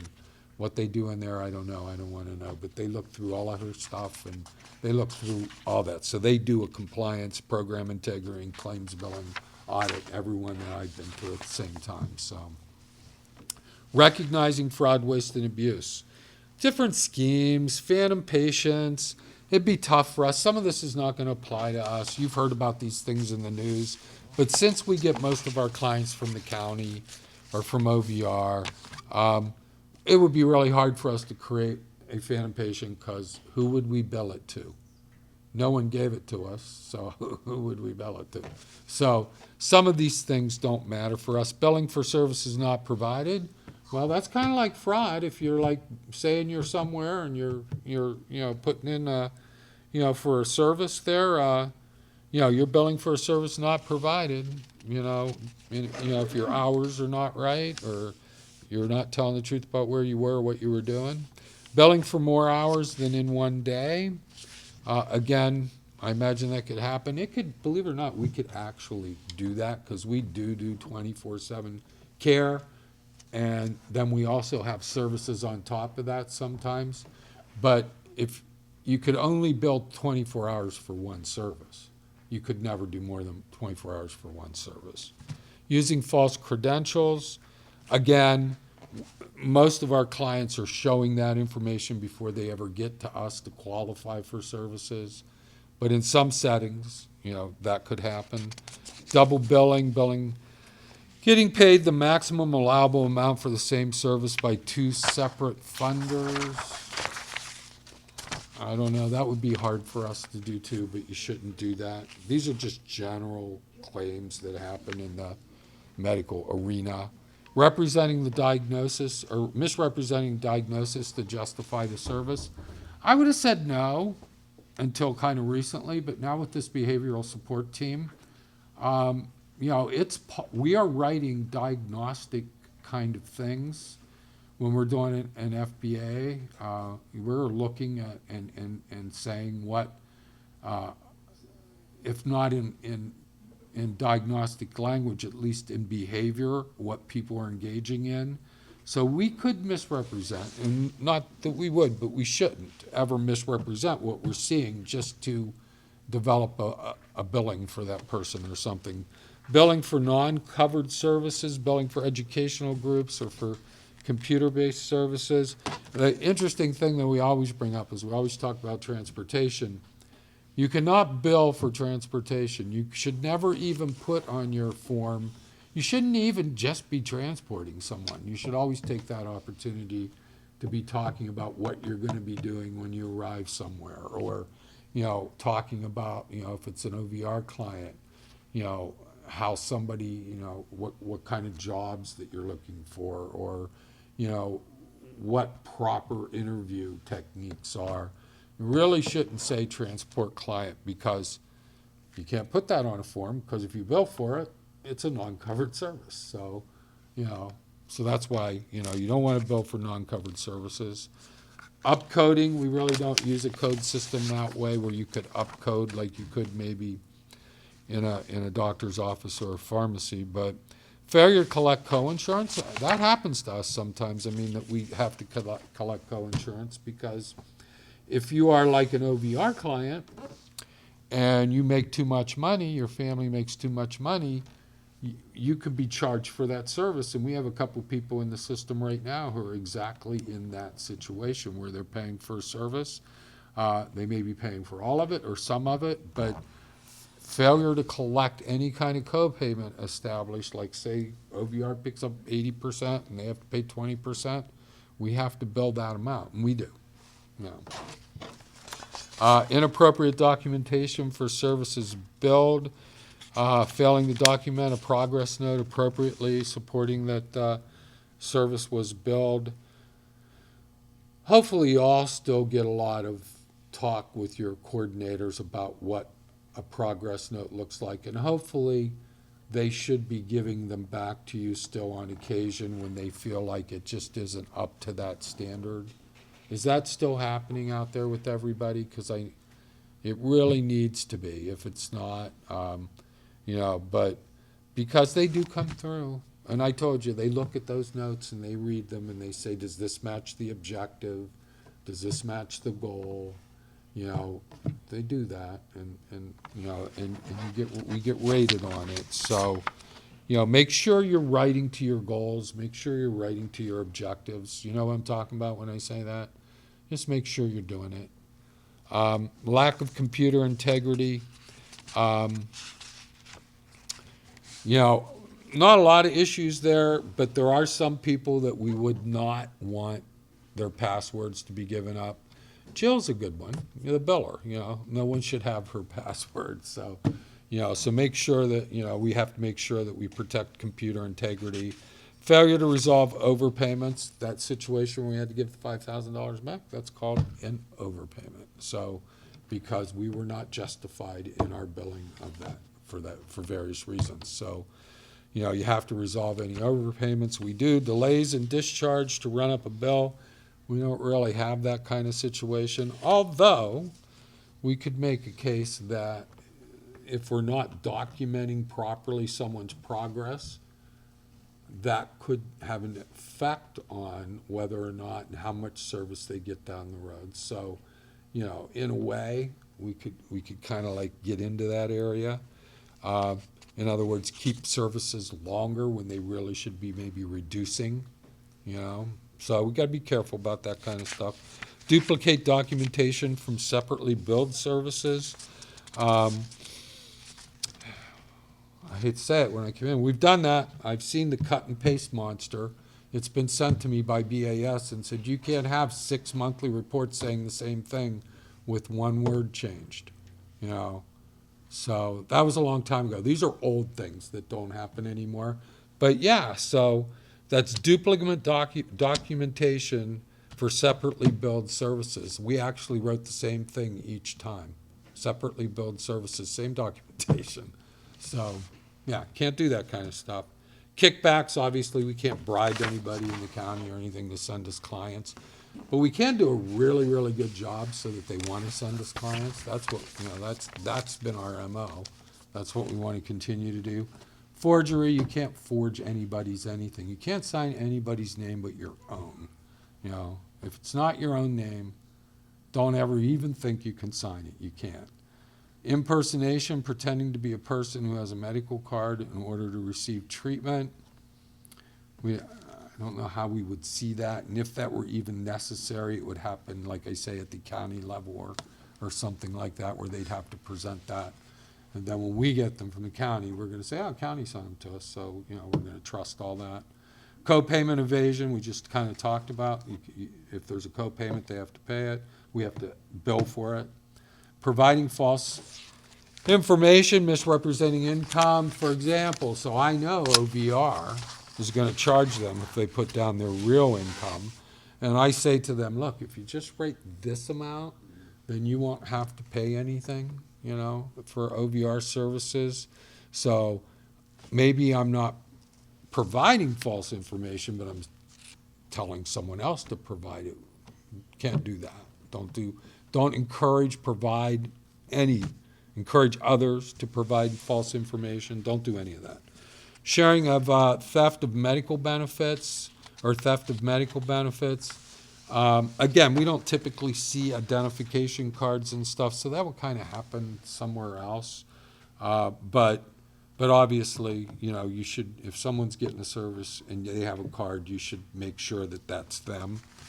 BHR, well, actually, this was written for, you know, St. Anthony's Point too, so that's why you see that. But having clients or their guardian or caregiver sign blank TSS notes or encounter forms, it's considered fraudulent. Employees should never ask for a signature on a document that doesn't reflect the date and times that services were rendered. This includes asking for signatures in advance for services to be rendered on a future date and time. So, yeah, don't bring a stack of, because the last 2 times you forgot to get them signed, you had to run back and get a signature, and you go, oh, I'm just going to get them to sign about 10 of those. You know, you can't do that. You can't have, because what they're signing, when they put their signature on those encounter forms, what they're actually saying is, I say these times and dates are correct. So if you're having them sign something with no times and dates, then yeah, you're basically asking to attest to something that isn't even true, you know, isn't even there. So can't do that. Forging a client or guardian or caregiver signature to represent authorized signatures for services under no circumstances is this act ever acceptable, even if the client or guardian or caregiver gives you permission to sign on their behalf. Kindly decline, arrange for a suitable place and time to obtain the signatures required.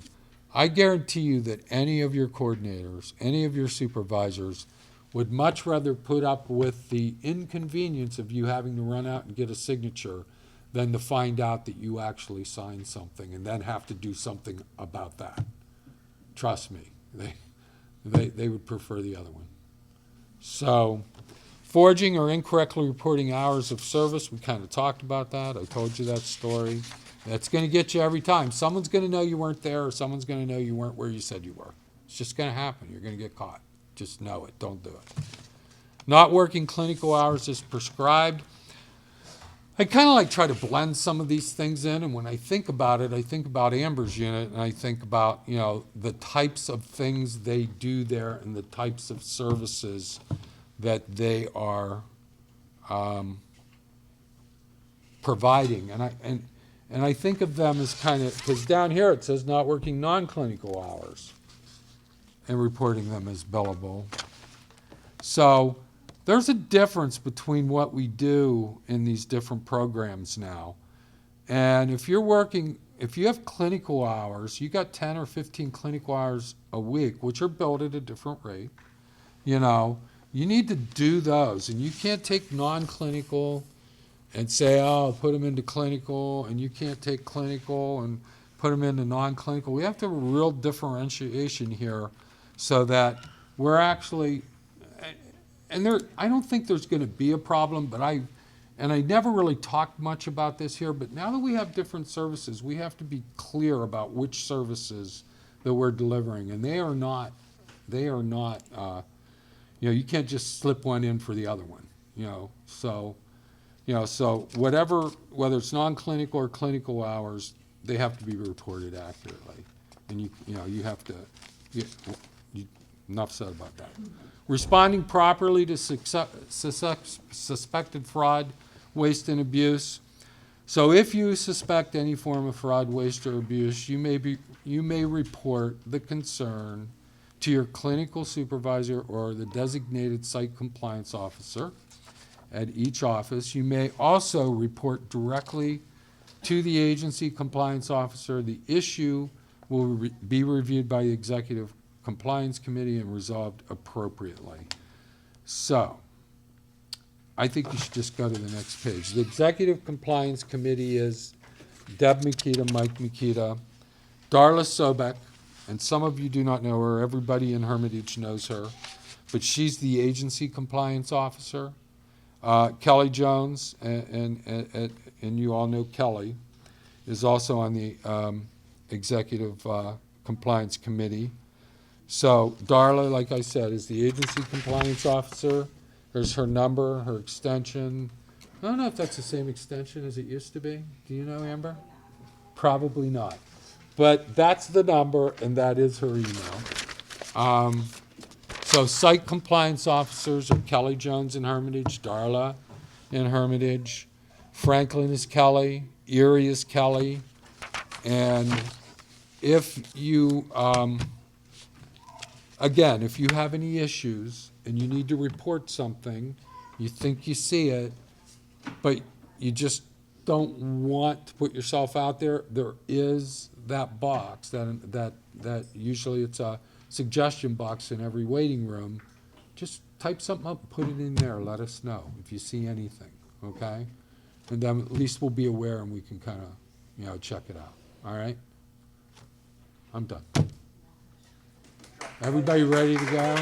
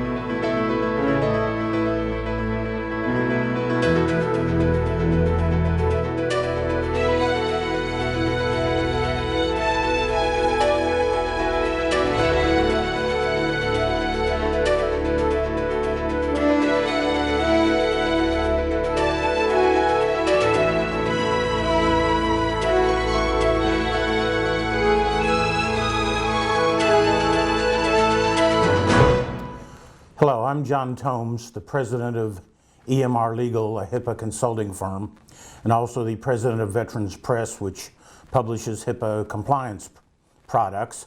And I've been working on this HIPAA nightmare for well over a decade. And I'm here today to make sure that you learn HIPAA so that you don't run afoul of any of its very strong penalties. So what this training is going to cover today is, first we're going to tell you what HIPAA is, what is the HITECH Act and what does it have to do with HIPAA. We're going to discuss HIPAA's criminal penalties and other penalties, and then mention briefly the extra protection that particularly sensitive information like mental and behavioral health information gets, and then the most important part of the training, how you can avoid these HIPAA penalties. And then we'll have a little question and answer session after the conclusion. So what is HIPAA? Well, it's a federal law, and the acronym HIPAA stands for the Health Insurance Portability and Accountability Act of 1996, although some people think it's really the cover name for the Health Lawyers Full Employment Act of 1996. So what does HIPAA have to do with you? Well, it requires your healthcare business to protect medical information. You work for a healthcare business, so HIPAA requires you to protect medical information. A recent change to HIPAA means that you may face criminal charges for violating HIPAA even if you're not an employee of a healthcare business. So what does HIPAA mean when it talks about medical records? HIPAA calls it individually identifiable health information. And that is a medical record that you could look at and identify who the patient or client was. HIPAA lists lots of examples of what could identify a patient, such as their name, social security number, address, and so forth. Sometimes HIPAA calls this data protected health information, or PHI. PHI is individually identifiable health information maintained or transmitted by a health plan, an insurer like Blue Cross Blue Shield, a healthcare provider, a healthcare clearinghouse, or a Medicare prescription drug sponsor. But PHI is far more than just a medical record. PHI also includes financial, demographic, and lifestyle information. For example, documentation of bills for clinical services maintained in patient accounts is every bit as much PHI as is the formal medical record. And PHI can include paper, electronic, and spoken information. So what's the protected in protecting medical information mean? HIPAA requires you to protect the integrity, the confidentiality, and the availability of medical information. Integrity is kind of a simple concept. The data is there when you need it, and it's accurate. All the data that's supposed to be in the medical record or other file is in it. Nothing that's not supposed to be in the medical record is in it, like a misfiled lab, another patient's lab results that incorrectly got into another patient's file. And then finally, that you can find the medical record when you need it. Well, that's integrity. What is confidentiality? Confidentiality means that you're supposed to keep this data secret. Doctors and nurses, other practitioners, patient accounts managers, and other staff people are not supposed to talk about their patient or client's medical condition or show what's in the chart to anyone who has no business knowing that information. So what does protected have to do with it? Congress meant for HIPAA to protect health information. HIPAA requires healthcare businesses to protect that information, so that means that the healthcare business that you work for requires you to protect health information. So what could happen if you don't protect it? Well, monetary fines, confinement, and really some other fairly painful things. As far as the criminal penalties, if you give out or obtain medical information that you know you're not supposed to, you could go to prison for a year and have to pay a $50,000 fine. If you use deception or lie to get or give out that medical information, for example, if you falsely represent that you're from the health department there to do an audit when you're not from the health department, it's called false pretenses, then that raises the penalty to 5 years in prison and a $100,000 fine. And then the most serious HIPAA crime, I call it the biggie. If you disclose or obtain medical information that you're not supposed to for personal gain, like committing identity theft would sound like a good example of personal gain, malicious harm, telling someone they have a communicable disease when they don't, or commercial advantage. You want the data so you can direct market your services. Then the penalty goes up to 10 years in prison and up to a $250,000 fine. Now, before the HITECH Act, it was really questionable whether anyone who wasn't a covered entity could go to jail for a HIPAA violation. And then the only person who can be a covered entity is a clinician, a provider. So there's a real question, could an employee be convicted? And some were, but I think it was improper. And the reason I think it was improper is the HITECH Act fixed it. And it says that employees and other individuals who obtain or disclose individually identifiable health information improperly in violation of HIPAA are now criminally liable, the same as if they were a covered entity themselves. Who could be such an other individual? An independent contractor, a nursing student, an employee, former employee, a visitor, a patient. So HITECH Act really increased the range of individuals who can be criminally liable. And they also extended the criminal liability to business associate. A business associate is someone who performs a service for your organization that involves individually identifiable health information, such as an outside transcription service or a billing service. They now face the same HIPAA criminal penalties as covered entities and their employees do. Some of the convictions to date, a gentleman named Gibson committed identity theft, got 14 months in federal prison. Ms. Ramirez down in Houston committed one of the stupider crimes I've heard of lately. She tried to sell FBI agents medical records to drug dealers.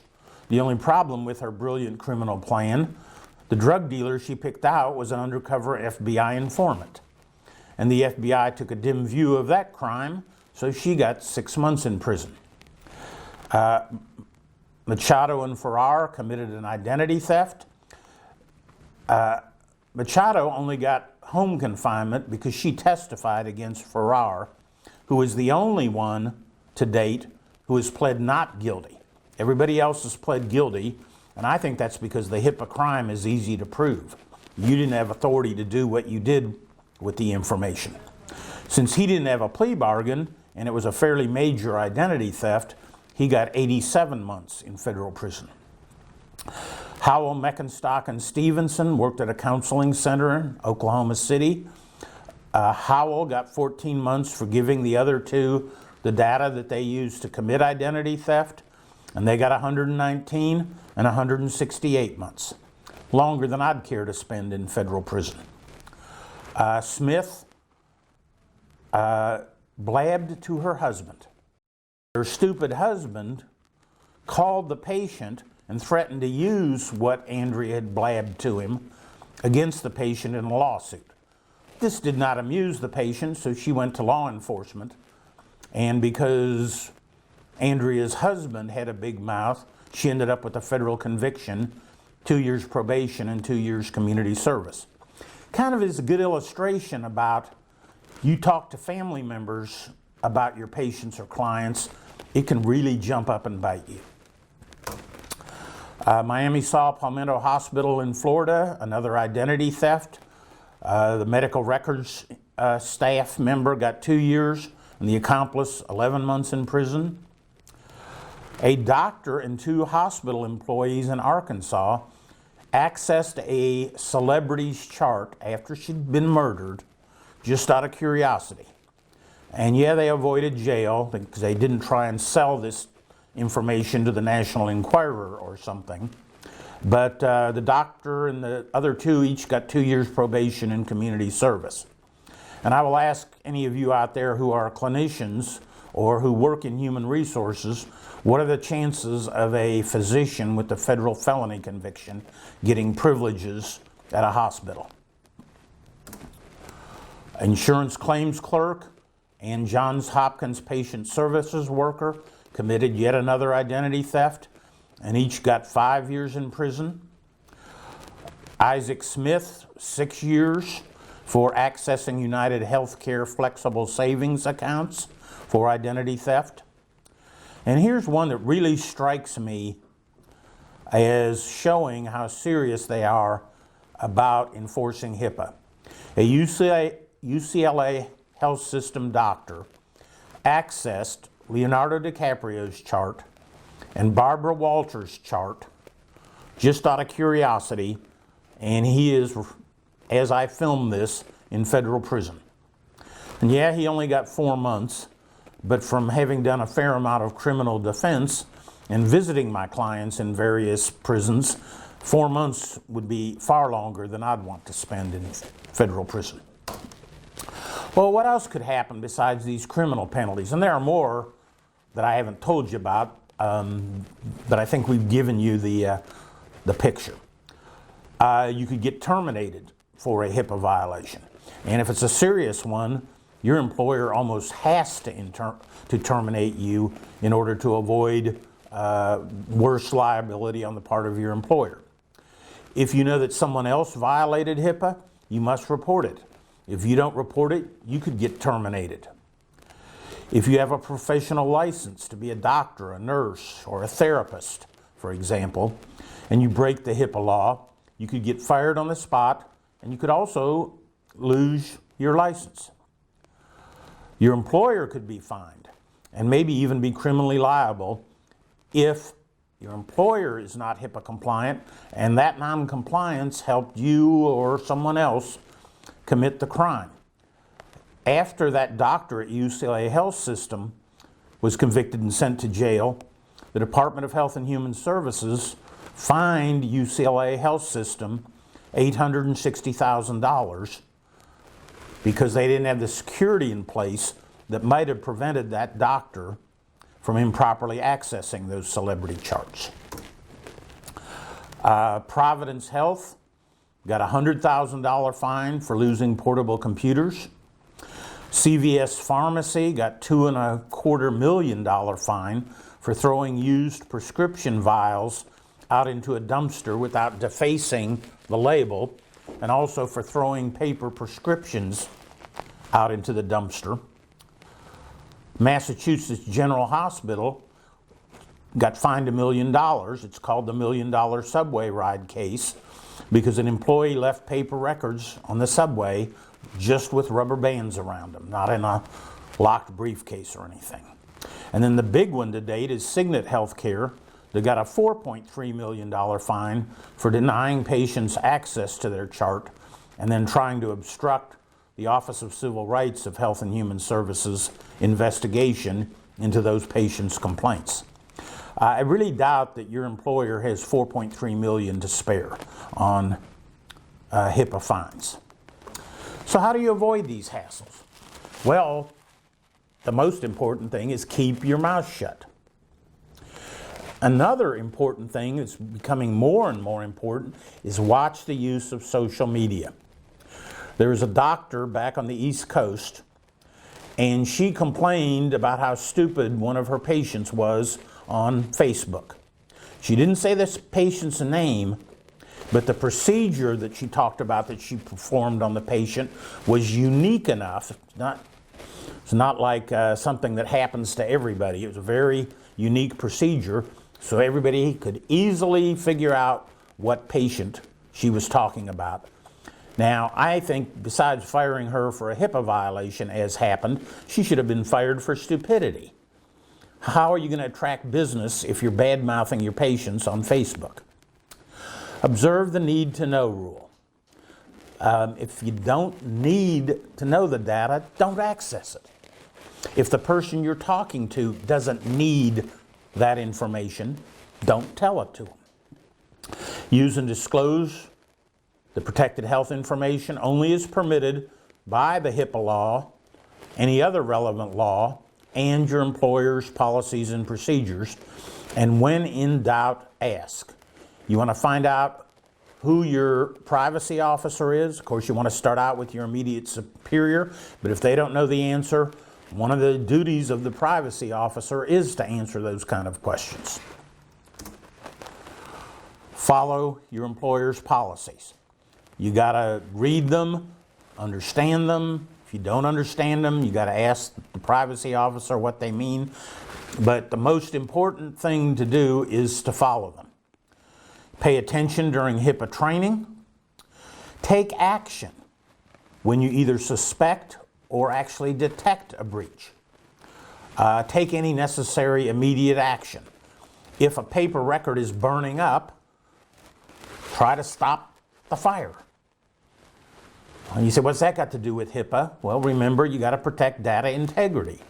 And if a paper record's burning up, you're not going to have access to the data there. So take any necessary immediate action. It'd be fairly stupid to let it burn up while you're looking around for your superior to report it to.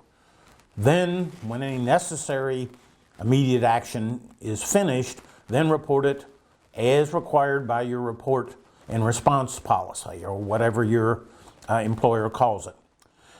And it may seem unnecessary to say, but just use your common sense.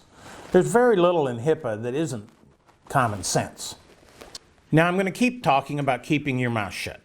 So I've mentioned it before, I'm going to say it again. Your spouse, your significant others, your parents, your children, your brothers and sisters, your friends, and others have no business knowing that a named individual is a patient or client or anything about that individual's situation. Co-workers don't need to know anything about a patient that is unnecessary for them to know in order to be able to perform their duties. Be discreet and keep your mouth shut. If you want to tell them the funny thing that happened to you at work today that involved a patient or client, don't use that individual's name, or better yet, anything that could be used to identify the client. Like in that Facebook posting by that doctor of how stupid her patient was, just saying what the procedure was that she performed on that patient was enough to identify the patient. And even better yet, keep your mouth shut. Just don't even talk about these things.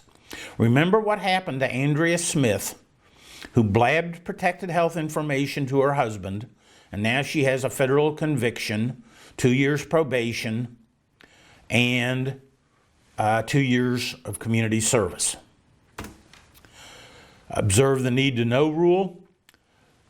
Do not get a hold of or access a paper chart or an electronic health record unless you're authorized to do so and have a proper reason to do so, such as to provide proper and appropriate care. You shouldn't access protected health information unless you have a valid clinical, administrative, or financial reason to do so. Remember the doctor at UCLA Health System that went to federal prison for accessing 2 charts just out of curiosity. Curiosity killed the cat and could cost you your job, your freedom, and your money. And again, use some common sense. If you aren't sure that you need to know the information, then you probably don't. So just mind your own business. And again, if in doubt, ask.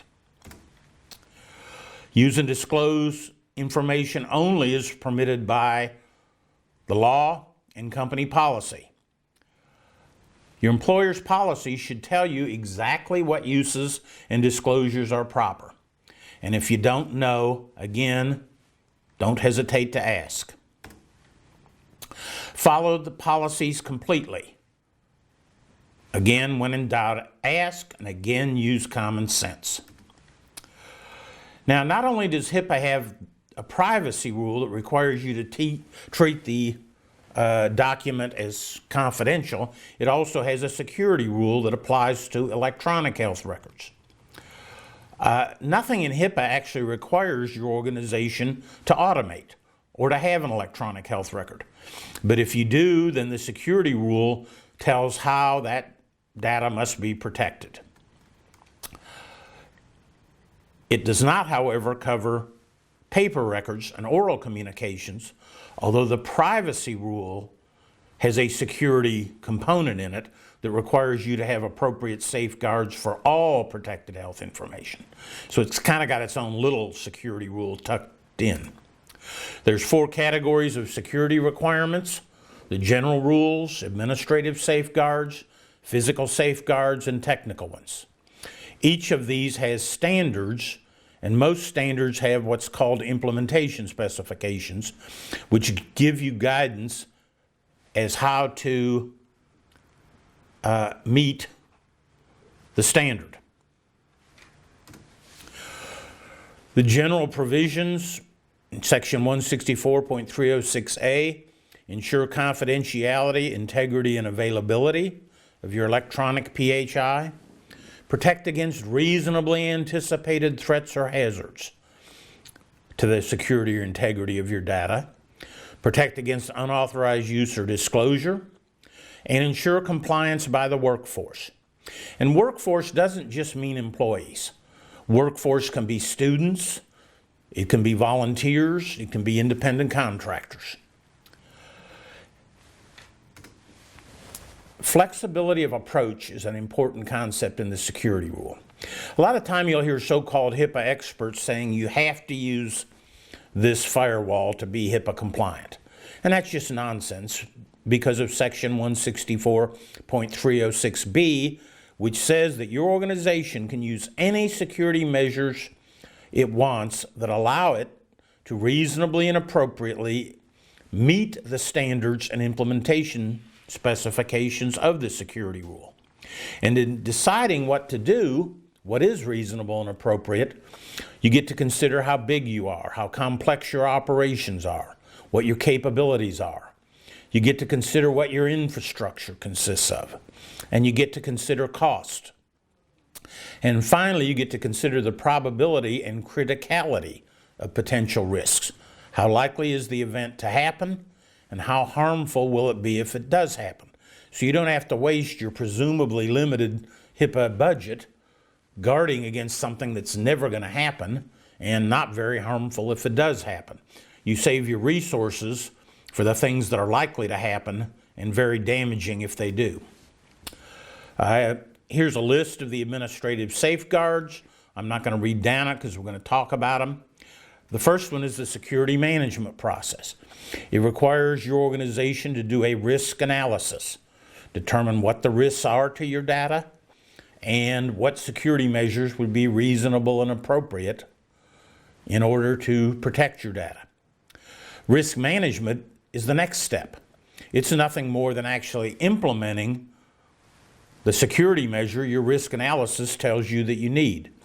If your risk analysis tells you that your firewall is 5 years out of date and you need a new one, then going out and acquiring a new one and installing it is risk management. Sanction policy. Your employer has to have a policy as to what you face if you violate HIPAA. Statement of progressive discipline, such as verbal warning, written reprimand, suspension of access privileges, suspension from employment, termination of employment, and in an appropriate case, referral to law enforcement, like UCLA did with that doctor who accessed the celebrity charts, or professional or licensure authorities. That doctor who posted the negative comments on Facebook was fined by her licensing authority. Information System Activity Review is a fancy name for audit. Your organization has to audit for improper activity. It should be auditing who accessed what charts and was there a valid clinical, administrative, or business reason to do so. Gotta have a security officer. You know who your security officer is? Well, that's the one you're going to report a breach to, so it'd be good to find that out. Workforce security. You know, when people talk about HIPAA, they seem to get all hung up on the technical security. Well, bits and bytes aren't the big risk, and pieces of paper aren't the big risk. The big risk is people. So that's why we have these workforce security rules. 85 to 90% of breaches of confidentiality do not result from poor physical security. The lock wasn't good enough. And it doesn't result from poor technical security. The firewall wasn't good enough, but poor personnel security. The people aren't properly screened before hiring them. They're not properly trained and the like. So we have all these workforce security rules in the security rule. Policies and procedures to make sure that people who need access have it, and those who don't need it don't have it. Got to have policies for authorizing access. How is that done? What are the conditions? For example, do you have to complete your HIPAA training before you're allowed to log on? Or can you log on immediately and you've got 2 weeks to complete the required training? Workforce clearance procedure. Do you need to do a criminal background check before you give someone access? Or many times what they do to clear a person to hire them is also enough to qualify as the HIPAA clearance procedure. Things like termination procedure. How do you take away an individual's access when they quit or retire or get fired, to make sure they can't do something evil when they're no longer an employee? Information access management, policies and procedures for granting access through a workstation, a transaction, a program, a process, or other mechanism. And then policies and procedures that tells your supervisors how to establish, document, review, and modify your access. Security awareness and training is very important. That's why you're watching this now. All those with access to individually identifiable health information have to be trained, both initial training and periodic refresher training, in such things as what is a proper log on and what isn't. How do we protect from malware like a virus and the like. Security incident reporting, I've already mentioned that you've got to take action when there's a breach and report it. The important thing is not to just report actual breaches of confidentiality or data integrity, but also report a breach of a policy or a safeguard designed to protect confidentiality or data integrity. Because just because it didn't happen this time, that it actually resulted in harm, doesn't mean that it couldn't next time if you don't do something about it. For example, if your policy on workstation use requires you to log off and you don't, and your supervisor catches it 10 seconds later and no person sees what was on the screen, you have not had a breach of confidentiality, but you had a breach of the policy on workstation use. Now, I would say that that should probably just be a warning. It's a minor breach, you've been a good employee. I don't think that's a termination event that you need to be fired. But you need to be told, hey, don't forget the policy is you got to log off. You didn't, don't do it again, or I'm going to get more serious. You got to mitigate breaches. Mitigate means to lessen the harm of. An example that I dealt with was a possible identity theft, and the organization bought identity theft insurance for the the victim of the lost data so that it couldn't result in identity theft. Again, I can't not overstress the need to report security violations, usually to your security officer, but your report policy should tell you exactly who to report to and how. Contingency plans. Now guys, is this rocket science that you need to know what happens if an earthquake hits or a hurricane or a tornado and the power is out? Do we really need HIPAA to tell you that you got to back up your data? I don't think so. And your disaster plan and emergency mode operation plan.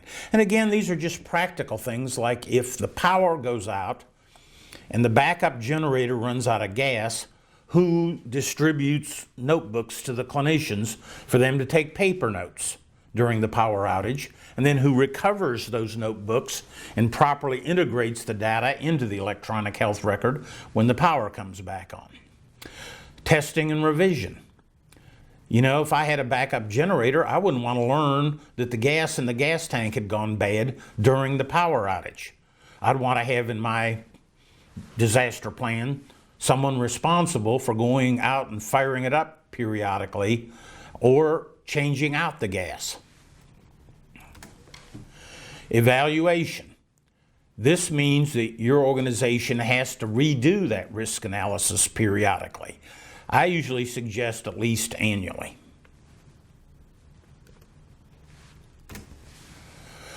Business associates, I already mentioned what they are.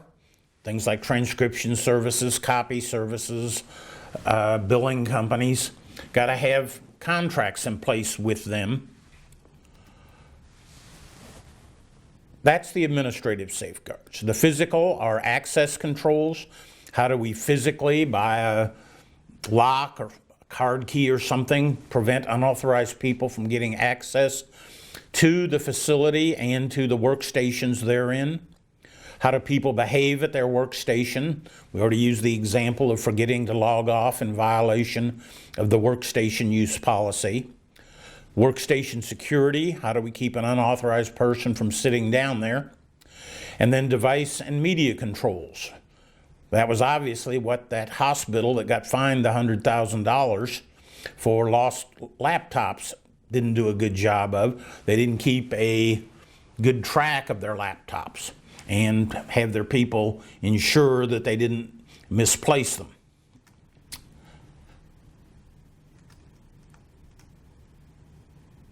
That also, in device and media controls, talks about proper disposition.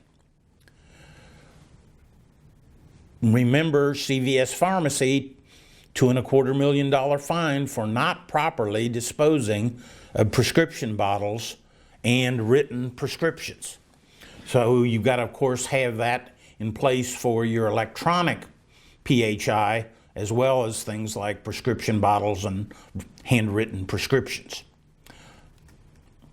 Technical safeguards, access control. How do we technically limit access to those people we've administratively given it to and we physically let sit down at that workstation? And HIPAA is pretty much technologically neutral. They don't care if it's user ID and password, retinal scan, thumbprint reader, they don't care. But what's important is that you don't do things like sharing passwords, because that can get you a HIPAA violation in about a nanosecond. Audit controls is how do you technically do the audit that your information system activity review requires. Integrity control means ensuring that the data isn't improperly modified or deleted before it could legally be done. Person or entity authentication. Now this is a broader concept than the clinical authentication many of you are familiar with, where the clinician signs the order or the entry and takes responsibility therefore. This is broader. This is HIPAA authentication. Do we know who did anything to the record? Do we know who accessed the record in patient accounts and entered a CPT code? as well as who accessed the electronic health record and put in a progress note. And then transmission security requires us to protect data as it's going through cyberspace. So what do you have to do to comply with the security rule? Again, follow your employer's policies, be alert for security risks and problems, and if you notice one, tell your supervisor or the security officer. Follow your employer's policies. I know I'm being very redundant and I keep repeating that, but that's for a reason, because that's the single best way to avoid these HIPAA hassles is to follow the policies and take corrective action. If you see a breach, protect the data and report the problem. And again, I'm repeating this on purpose. Follow your employer's policies. Pay attention during HIPAA training, both the initial and the periodic refresher. Your employer has to keep attendance records of exactly who attends HIPAA training and maintain them for 6 years. That $1 million fine for the $1 million subway ride, part of that was based on the fact that Massachusetts General Hospital had not trained its people in how to protect the PHI in transit when they took it home to work on it. Learning what HIPAA requires is the best way for you to avoid these criminal and employment penalties. You know, the HITECH Act actually did one really good thing. They defined a breach. Someone discloses, basically blabs, medical record information to someone who's not supposed to know it. It can occur by talking, writing, emailing, faxing, social networking, copying, leaving a file out where someone can read it, letting someone log on with your password and take a look at the data, taking a picture of a patient or a chart, and so forth. A breach is also failing to follow your employer's policies. But what's really helpful with the HITECH Act is they exempted some things from being a breach. It does not include an unintentional acquisition, access, use, or disclosure by an employee or agent of the covered entity or business associate if done in good faith and within the scope of employment, and was not further acquired, access, used, or disclosed by the person who got it. Take action when you detect or suspect a breach, not just breaches of confidentiality, but all breaches, including breaches of your employer's policies. If a policy, as we talked about earlier, requires you to log off when you leave the workstation, you see one that hasn't been logged off, you must report it even though you're positive that no unauthorized person saw what was on the screen. Take corrective action. Turn the screen off, cover it up, move the screen so nobody can see what's on it, whatever makes sense, and then report it. If you hear employees talking about a patient or client at a party, tell them to stop and then report it. We don't like to report people. We have this concept of don't be a snitch. And you probably don't want to be a snitch or have your coworkers call you one. But think about it this way. You might keep the other employee from being fired by stopping the conversation before some real harm occurs. If you fail to take corrective action and to report a breach, then you're violating HIPAA and your policy, and that can be grounds for termination. But there is a key point here. HIPAA has whistleblower protection, and it prohibits your employer from firing you if you report something that you have a good faith belief is true. In other words, if you're not making up a lie to get somebody in trouble and you report it, you cannot be required to quit or actually get yourself fired. HIPAA requires your employer to have a report person. Quite often it's the security officer, but it doesn't have to be. And in addition, you, your patients, And others can complain directly to the Department of Health and Human Services about a HIPAA violation. Again, use good common sense. You know whether you've got a legitimate reason to do what you're doing with the information. You know whether you should talk to the patient or client about another patient or talk about the patient with others. When in doubt, again, ask your supervisor. So in conclusion, HIPAA has big criminal employment penalties for violations. You can avoid them if you keep the health information secret. That is, quite simply, don't blab. Use good common sense. Keep your mouth shut. Remember the need to know principle. And report and take corrective action on breaches. What are your questions? I have one. How much worse does the HITECH Act make HIPAA compliance and penalties? Or is it any worse? Well, I think it's considerably worse.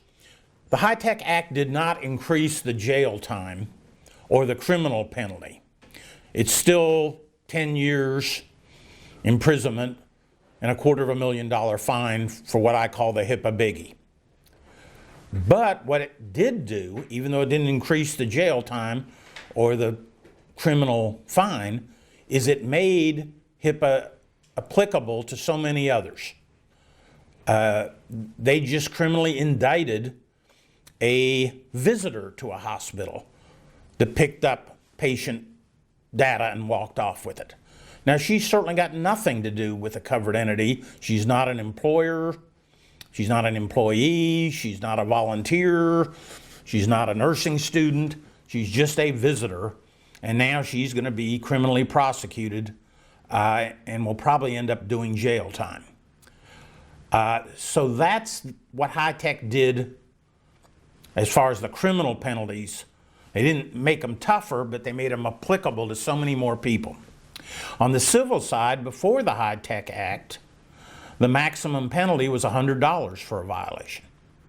Now, after the HITECH Act, the maximum penalty goes up to as much as $50,000 if the breach is due to what we call willful neglect. Did something you knew you weren't supposed to do, or your employer didn't do a risk analysis, and that resulted in a breach. Because a risk analysis is required, so if you didn't do it and that results in a breach, that's willful neglect. In addition, the HITECH Act for the first time authorizes a federal lawsuit for a HIPAA violation. Now, the patient can't bring it him or herself. It's got to get the state attorney general to bring it on their behalf. But we now have a federal lawsuit for a HIPAA violation. So I think HITECH tightened up HIPAA pretty well. Any other questions? Do business associates need to have the HIPAA training also? In my strong opinion, yes. The HITECH Act made business associates now by law have to follow the same security rule that providers and health plans and all do.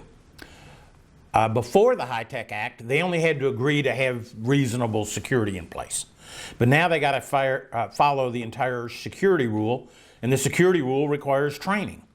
So that seems to me to indicate that business associates need to train their workforce. Other questions? Mr. Tomes, will I have committed a breach if I fax PHI to the wrong doctor? Not unless you did it knowingly, purposefully. If you accidentally fax PHI to another covered entity, you did it in good faith, you were trying to do the right thing, you just hit the wrong number or something, it would not be a breach unless that doctor who got it did something evil with it. So if he called you up and said, hey, I got this fax by mistake, do you want me to shred it? And you check with the privacy officer and she says, fine, have him shred it, then there's not going to be any harm result. You did it in good faith, it was accidental, and it wouldn't be a breach. Now if you go, oh, I'm going to send this to Dr. Frame because he also does malpractice litigation because he's a lawyer too, and then he files a lawsuit based on data that he shouldn't have received, well, then it would be a violation. Good question. Thank you. Yes. Okay, if I'm no longer an employee of a healthcare provider, could I be prosecuted for a HIPAA violation still? Absolutely. There's a pending indictment now of a former employee who, after he was fired, used his knowledge of the employer to get hold of health information and was attempting to use it for identity theft. And he's now, he's going to go to jail. He's under indictment for the HIPAA biggie, using the protected health information for his own personal gain. That goes back to that high-tech change where it makes employees and other individuals liable. A former employee is the clearest example of other individual. But as I mentioned earlier, they've indicted a visitor to a hospital. I think just about anybody that gets a hold of protected health information without authority can be criminally prosecuted. Am I liable for health information that a patient might have emailed me or texted to me? Not until you receive it. In other words, let's say they improperly emailed or faxed you some of their data. To your hospital's or whatever kind of practice you have's policy is we don't communicate with patients by email. Now, HIPAA doesn't prevent communicating by email, but let's say that you decided on that as your policy because your security officer in the risk analysis decided it's just too risky. It's too hard to encrypt from all sorts of different email systems that your patients or clients may have. So let's say they improperly email you something. That's no liability on you, and you could immediately delete it. But if it's something, oh, I can't delete this, we got to document this in the chart, then at that point, when you make it a part of one of your systems of records, then you are responsible for it from that point on, but not for just simply getting it. Well, if there's no further questions, I wish you all the best of luck in complying with HIPAA. Just remember, pay attention in training and keep your mouth shut. Thank you.